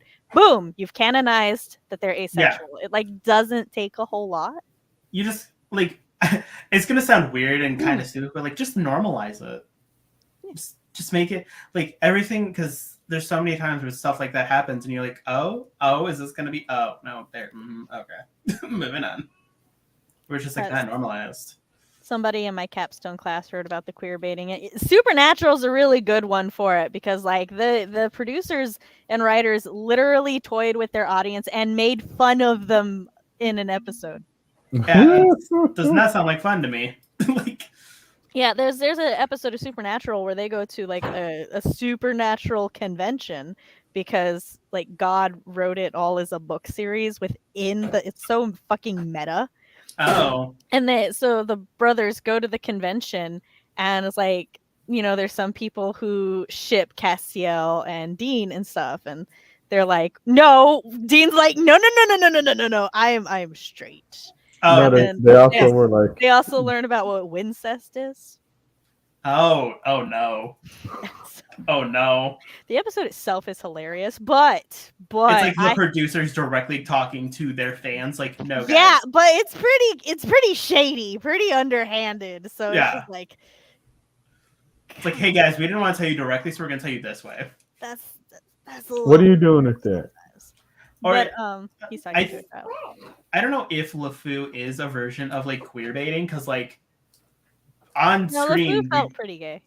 yeah, I He mean did, but I don't know if they said that he was gay in the because they the said in Beauty and the movie. Beast there's a gay character, but they didn't say who, Yeah. and it's Yeah. alluded to be LeFou Yeah, because he loves Gaston, but it's just like he could just be really enamored by his friend. I don't think LeFou's queer baiting because they said that he's gay. It would Did be they? different if he acted that way and they were like, no, LeFou is straight. But they're like, no, he is gay. I don't know if I would count him as gay representation, but that's but that's I what. guess that's where I'm like at. It's like LeFou is not good version of gay representation, where Yeah. it's like on screen, yes, he admires Gaston, and I do like the song Gaston, but it's just like that's it. That's all it is. And then it's like, oh hey, by the way, guys, he's gay. All right, now with the Anyway. MCs who end up with a like kind of hetero endgame. So yeah, normally the MC themselves is straight, or and their love interest is like, it's normally a male MC, and their love interest is mentioned as she had a girlfriend previously. But like they end up together, and she doesn't show any attraction to other women at all or anything like that. So I feel like when it's handled that way, it's pretty shitty, and that's the way that it's normally handled, and that's why a lot of the LGBTQ community don't like when you have a bi or pansexual MC who ends up with somebody who would be considered looking in a heteronormative relationship. But I sit in a place where I want to write some relationships like that, because I am pan romantic and I'm married to a man, so we look heteronormative, but like I would like to write some MCs that also reflect that. I also know friends who are pansexual. I have a close friend who's pansexual and also married to a woman who is also bisexual. So in all pretenses, if you look at them, it's like, yes, they look like your traditional heteronormative couple, but they're not. that's the argument that that woman who plays Rosa Diaz says, because she is bisexual in real life, but she is married to a man, but she had argues that she still is just because she is married to a man, because that's Yeah, who it's she like is. It's like, I guess our relationship is still a queer relationship because gosh, dang I'm it. queer, but Yeah. No, if it's very much like, I guess in the sense of like, yes, they are, I mean, just because she's bisexual and Bring she's here. quote unquote dating / married a man, that doesn't make her not bisexual. All right, so Haley said it can be done well, but a lot of time it's baiting readers. But see, that's the issue, is that a lot of time it's currently done. That is what it feels like, but I don't feel like you're baiting your readers unless you're like advertising it as a BL or a WL, Yeah. Like Yeah, as long as WLW that's or not what ML. you're advertising it as, because Yeah. if you're advertising it as like a boy love and you don't have two boys who end up in love, then I feel that's like very baiting. But if you're just advertising it as, oh well, it's a queer novel and your dude still ends up with a lady, excuse me, as long as one of them's queer, it's still a queer novel. I mean, I personally don't plan to advertise mine as LGBTQ, but at least not the one I'm thinking of with Yeah. a pansexual lead, but I guess it also for me it feels in that essence it also kind of feels like by erasure a little bit to some degree, to where it's like, oh well, she's with a man, she's clearly yeah, not see, that's bisexual. how. It's like, but that's not how that works. Yeah, like, it's not how that works. like, and if she's in a monogamous relationship with a man, Um, that doesn't mean she's gonna. I haven't seen a Yu-Gi-Oh past Yu-Gi-Oh. I've seen a good chunk of them, and I Except have not seen DX. 70s.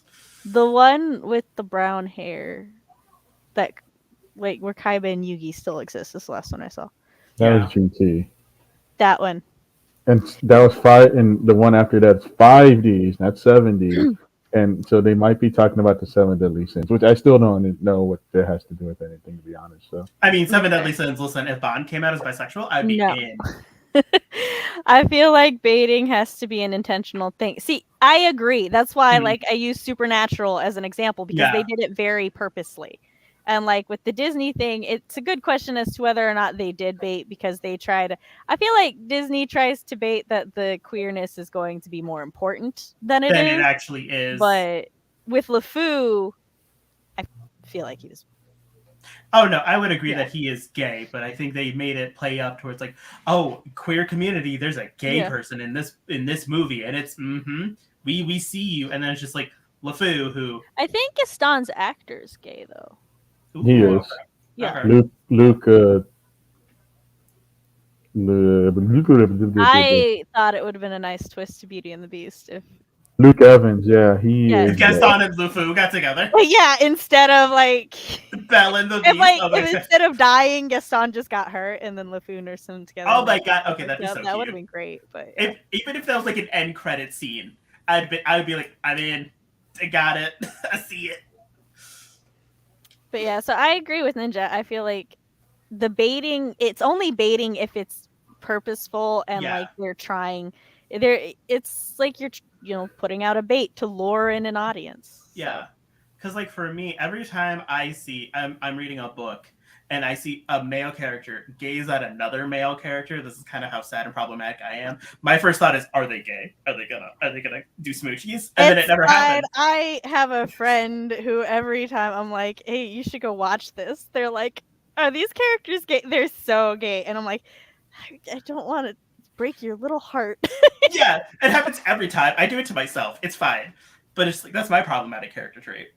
But it's just like every time I see like two guys or two ladies just longingly stare at each other, I'm like, oh, are y'all gonna do smoochies? And then it never happens. I'm like, oh, damn it. But it's like I didn't pick up this book because it said, oh hey, there may be some queer shit. I picked up the books. I'm like, ooh, this sounds interesting. This plot sounds interesting. Like I didn't see a single queer thing, but if there's a queer in it, I'm like, It's like, oh. So yeah, I agree that baiting is very intentional. Fox is saying I was kind for not outing who I'm talking about. Listen, I give certain people a hard enough time when they're here.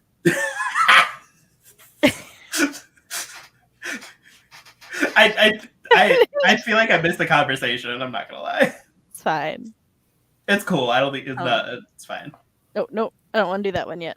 So, we're gonna kind of segue,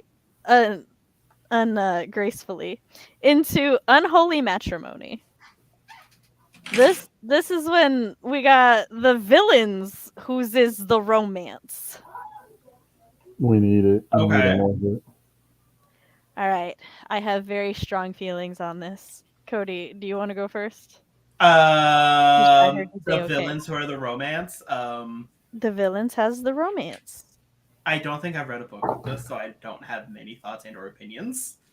Is this being married to the devil? I mean, it could be. If the It could devil be. and their wife are the bad guys.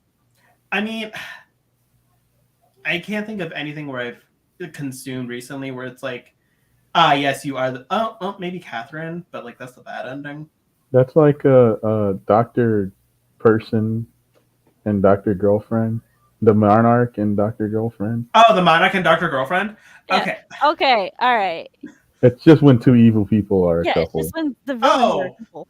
Oh, I enjoy that. It depends. Yeah. Of course, it depends on the coupling themselves, like all things. But if it's just like, For the reference, I originally had this titled as villain couples, but Yeah, but he the wanted trope Okay. is unholy matrimony. but That's not what the versed trope in I was is very tropes. saying. confused. I was talking about like the See? NCs being villains. I was No. wildly confused. No. But like the Monarch and Doctor Girlfriend, I like when the villains are like married, because then it's just like they have they have like they're like more real because So, for me, I have very conflicting feelings on this because let Mhm. me tell you, there is no romance I love more than when the villain is willing to destroy the world for their significant other. I'm like, yes, give Mhm. me more of it. Yeah. Like, I was mildly interested. I was mildly interested in the Whitestone arc for Critical Role when it first went on, but then like one of them dies and the other one's like, "No, I broke the world for you." And I was so much more interested. I was like, "Hold up. Hold I on a need the minute. backstory. I need to know all the things." However, then we get villain couples like the Joker and Harley Quinn, which Mm, I wouldn't mind so much because they're bad guys and their romance isn't, or it didn't used to be, romanticized, and it was like, yeah, these are bad guys and they're yeah. not necessarily good for each other. But then they became popular, and Yes. now we have all of the like, you're my kind of crazy or our broken fits together, and it's Yeah. like, Even though the better couple is is Harley Quinn and Poison Quinn, Ivy. yes, which Yes. they're better in every way, healthier, Hmm. better dynamic, but their personalities, they're just cuter. It's Hmm. great. They're a wonderful couple.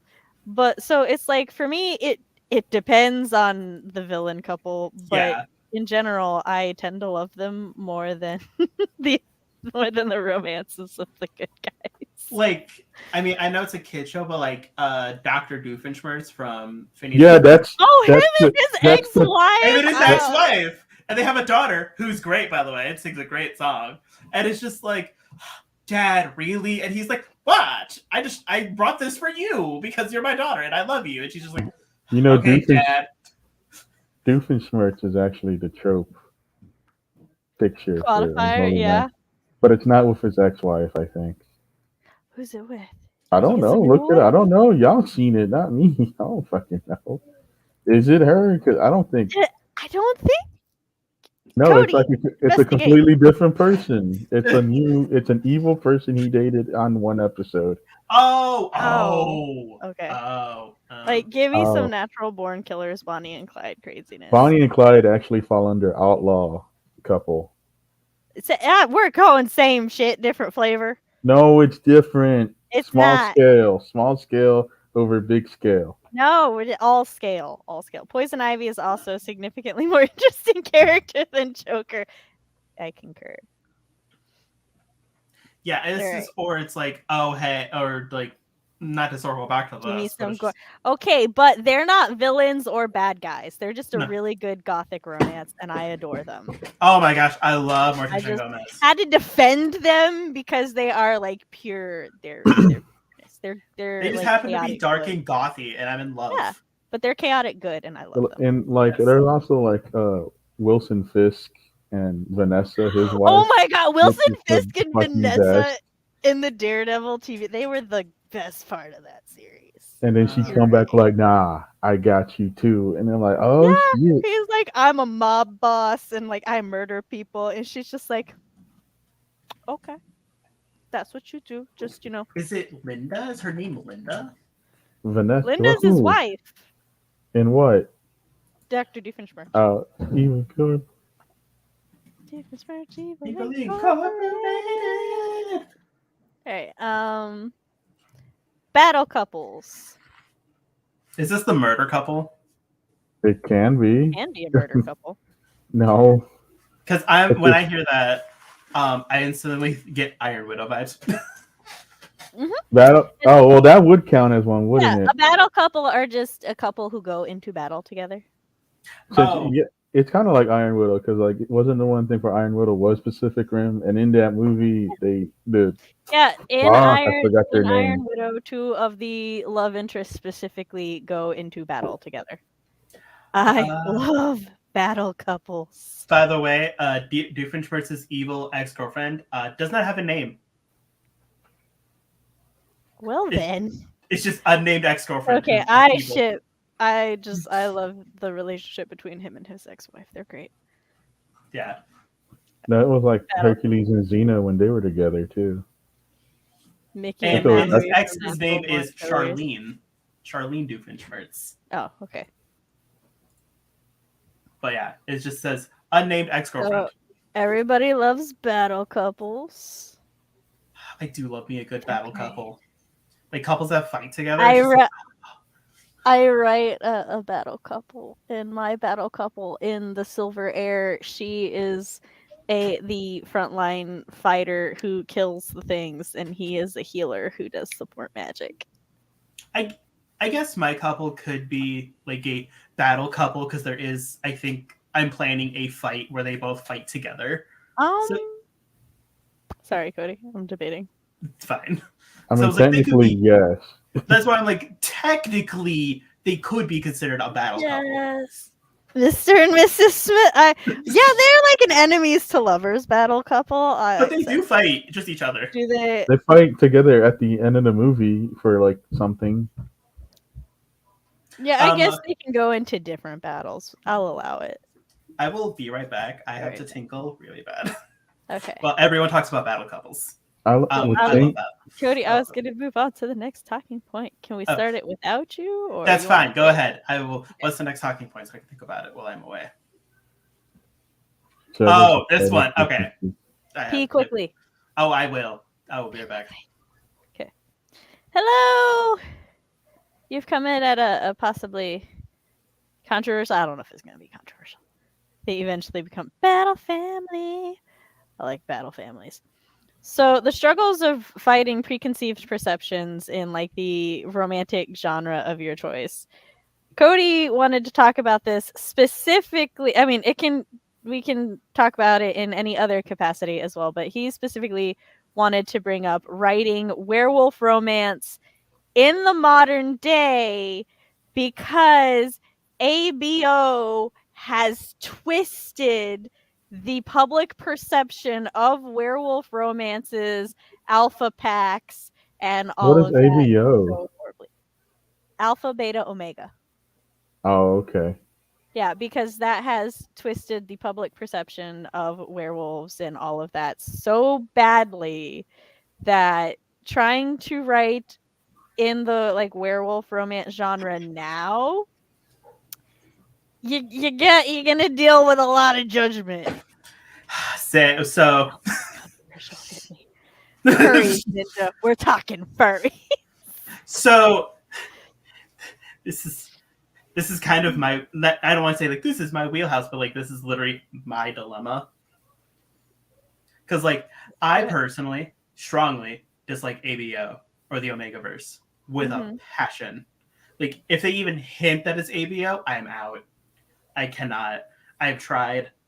The moment you mention heat cycles, Estes pill, it's just immediate outage. I can't do it. So like I, as someone who likes to write werewolf romance novels, because I like werewolves and romance, it's very hard to be like, oh hey, cool, werewolf book. Everyone hears, when you hear that, you think Omegaverse. It's like, no, that's not what it is, guys. Please.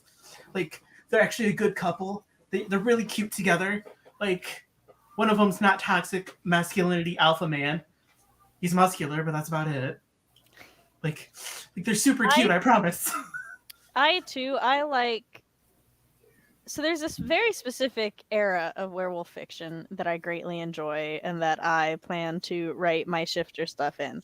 And it's before ABO, but after like alphas and packs became a thing. And it's like there's a pack hierarchy, and the person in charge is the alpha. And there are certain like werewolves who are born with a predisposition to be a natural born leader and are just kind of like stronger than everybody else because they are an alpha. But that's it. That's Yeah. all there is to it.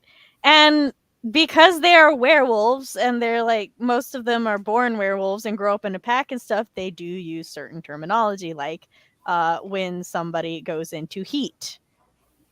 And so it's like, that's the kind of stuff that I really enjoyed with that, especially since there were a lot of like pack dynamics and politics and different stuff that goes along with it. But then like now, it's like if you even dream of using the word alpha, people are gonna be like, I know what dirty shit you're writing.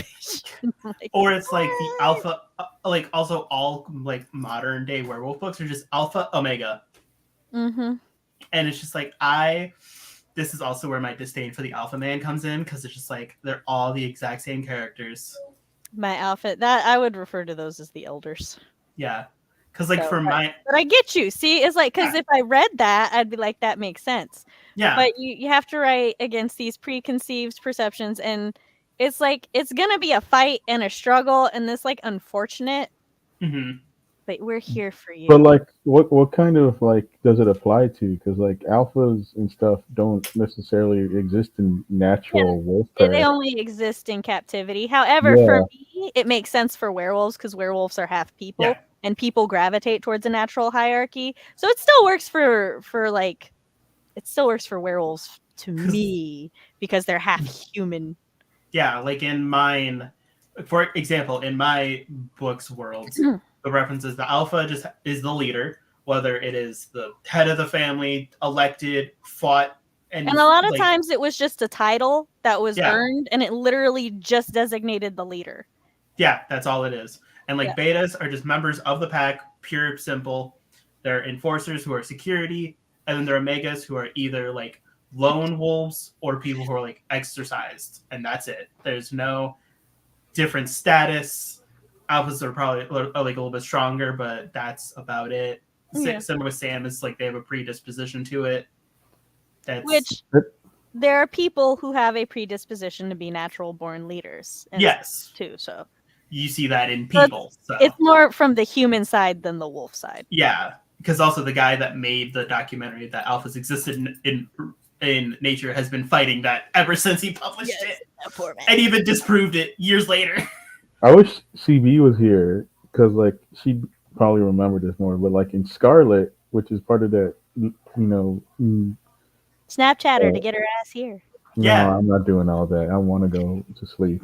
I will be like, I will Snapchat her, Chris. There's a Red Riding Hood retelling, and like the wolf, he's like, I'm an alpha or whatever, blah blah blah. But like they're alphas or they're like betas, and alphas are just stronger than betas, so they had to fight for that kind of right, I guess.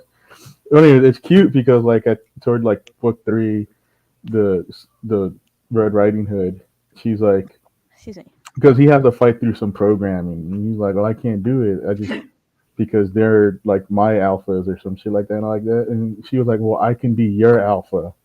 Would that work? Yeah, see, that sounds like a cute subversion of it that I would really enjoy. Right. It's just, unfortunately, that's not how, like, that's one of those things that we're talking about where it's like you got to fight against the preconceived notions.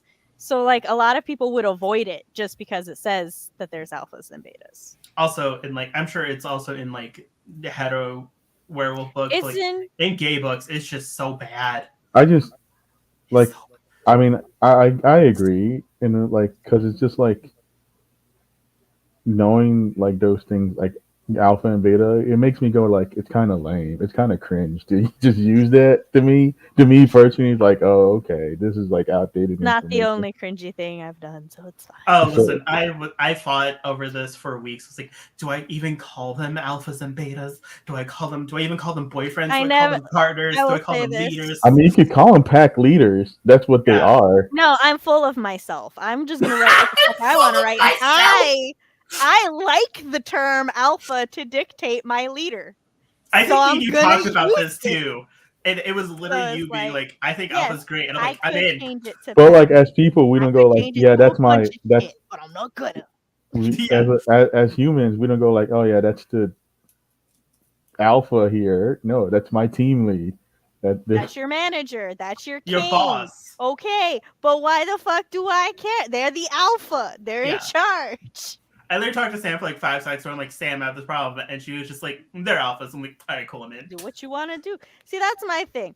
I don't think that you should change what you like just because of preconceived perceptions. I think if that's really going to bother you, and I think if like it makes you really anxious, yeah, change it to king, change it to the pack leader, change it to all of that.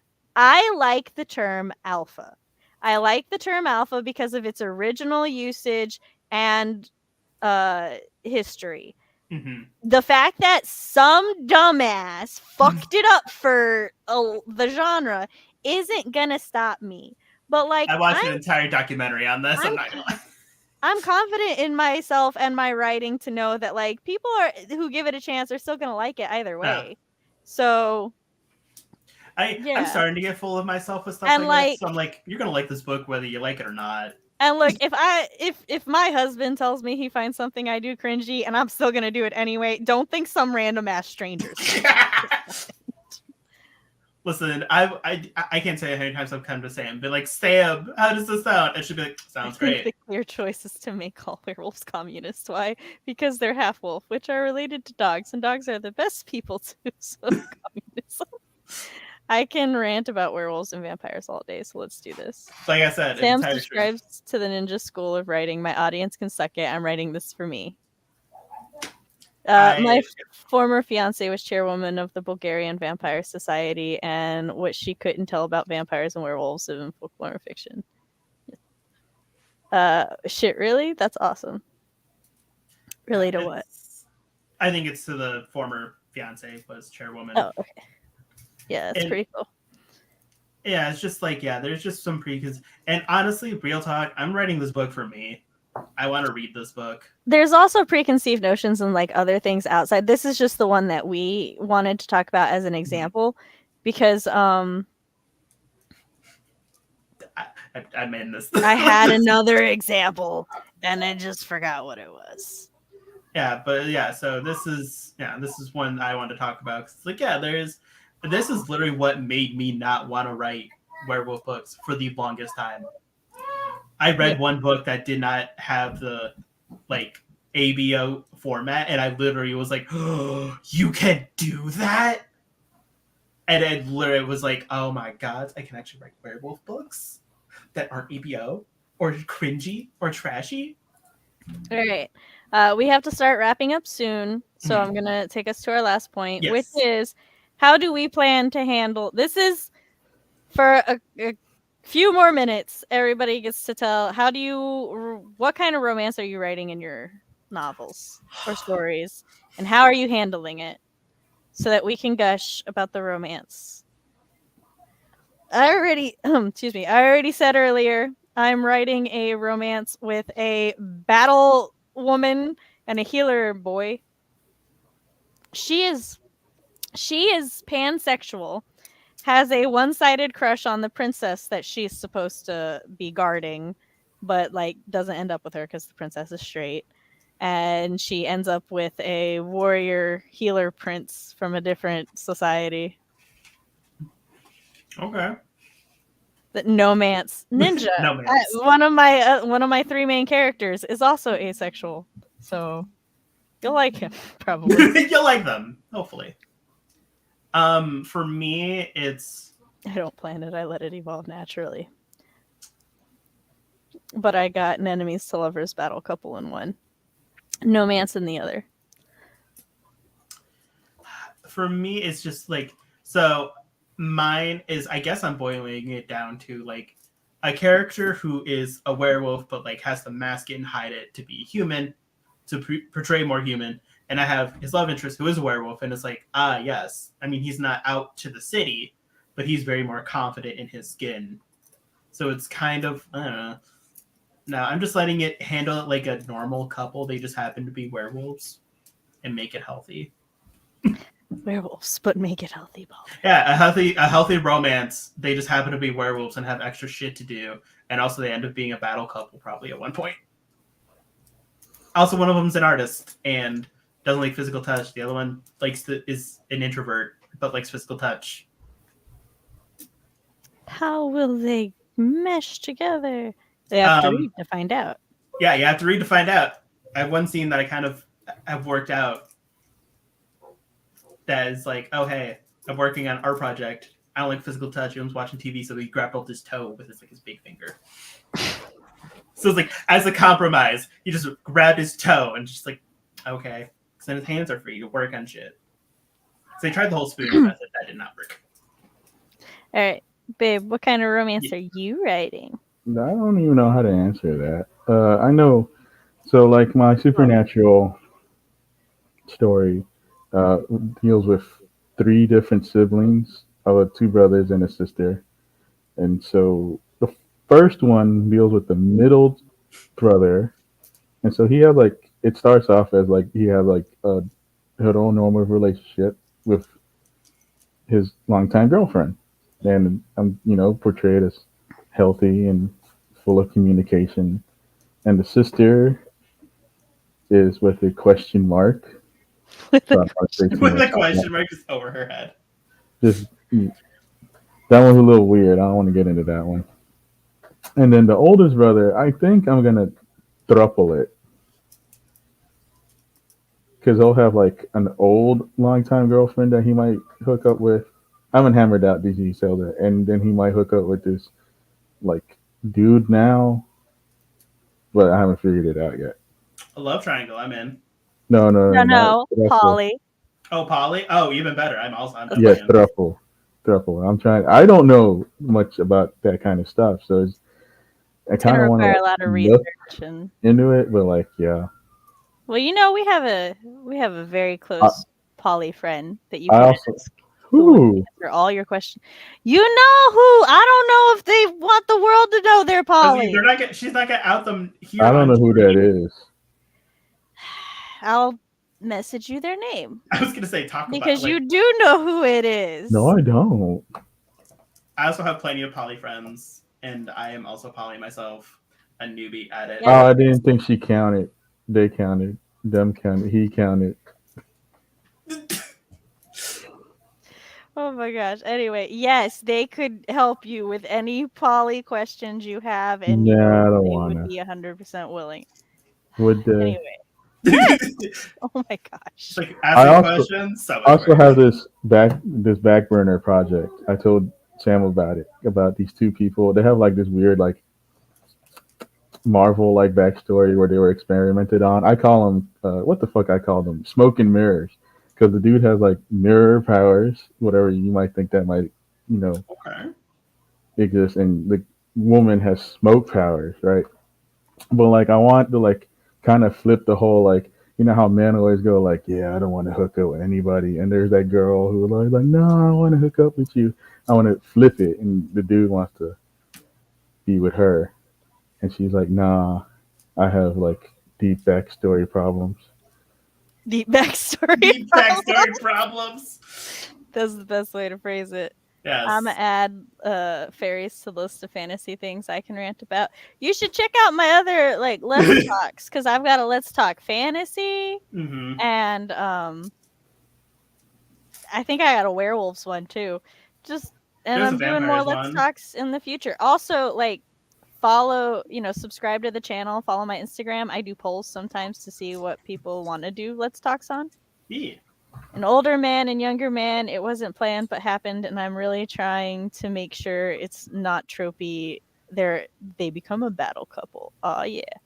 I answered Ninja's question, but this in the Silver Air, Nova's cousin Killiam is both asexual and aromantic. I have one character in my current whip who I'm not sure is asexual. I do know they're non-binary. Technically, Nova and Killiam are both non-binary. They just use gendered pronouns because they're like multicultural, and one of the cultures they grew up in does have gendered pronouns, and so they were like, well, I guess I would identify with these ones. Yeah. So Nova always messes me up because I keep thinking of Planet of the Apes. I can't help that. In that one language her name means food in. What? When I was looking up name meanings, Nova had like a bunch of name meanings, and it was like, and also in this language means food, and I was like, I got it, and that's why her name is Nova. It's like I like it stuck. Well, the other definitions also matched, but Yeah. the title person is a young noblewoman who turns out to be a vampire with a particular taste for another young noblewoman. Ooh. Oh, Chronicles of Darkness has some crazy face shit. Wait, was Killiam one of the main characters? Yeah, he's one of the... There's 3 main characters.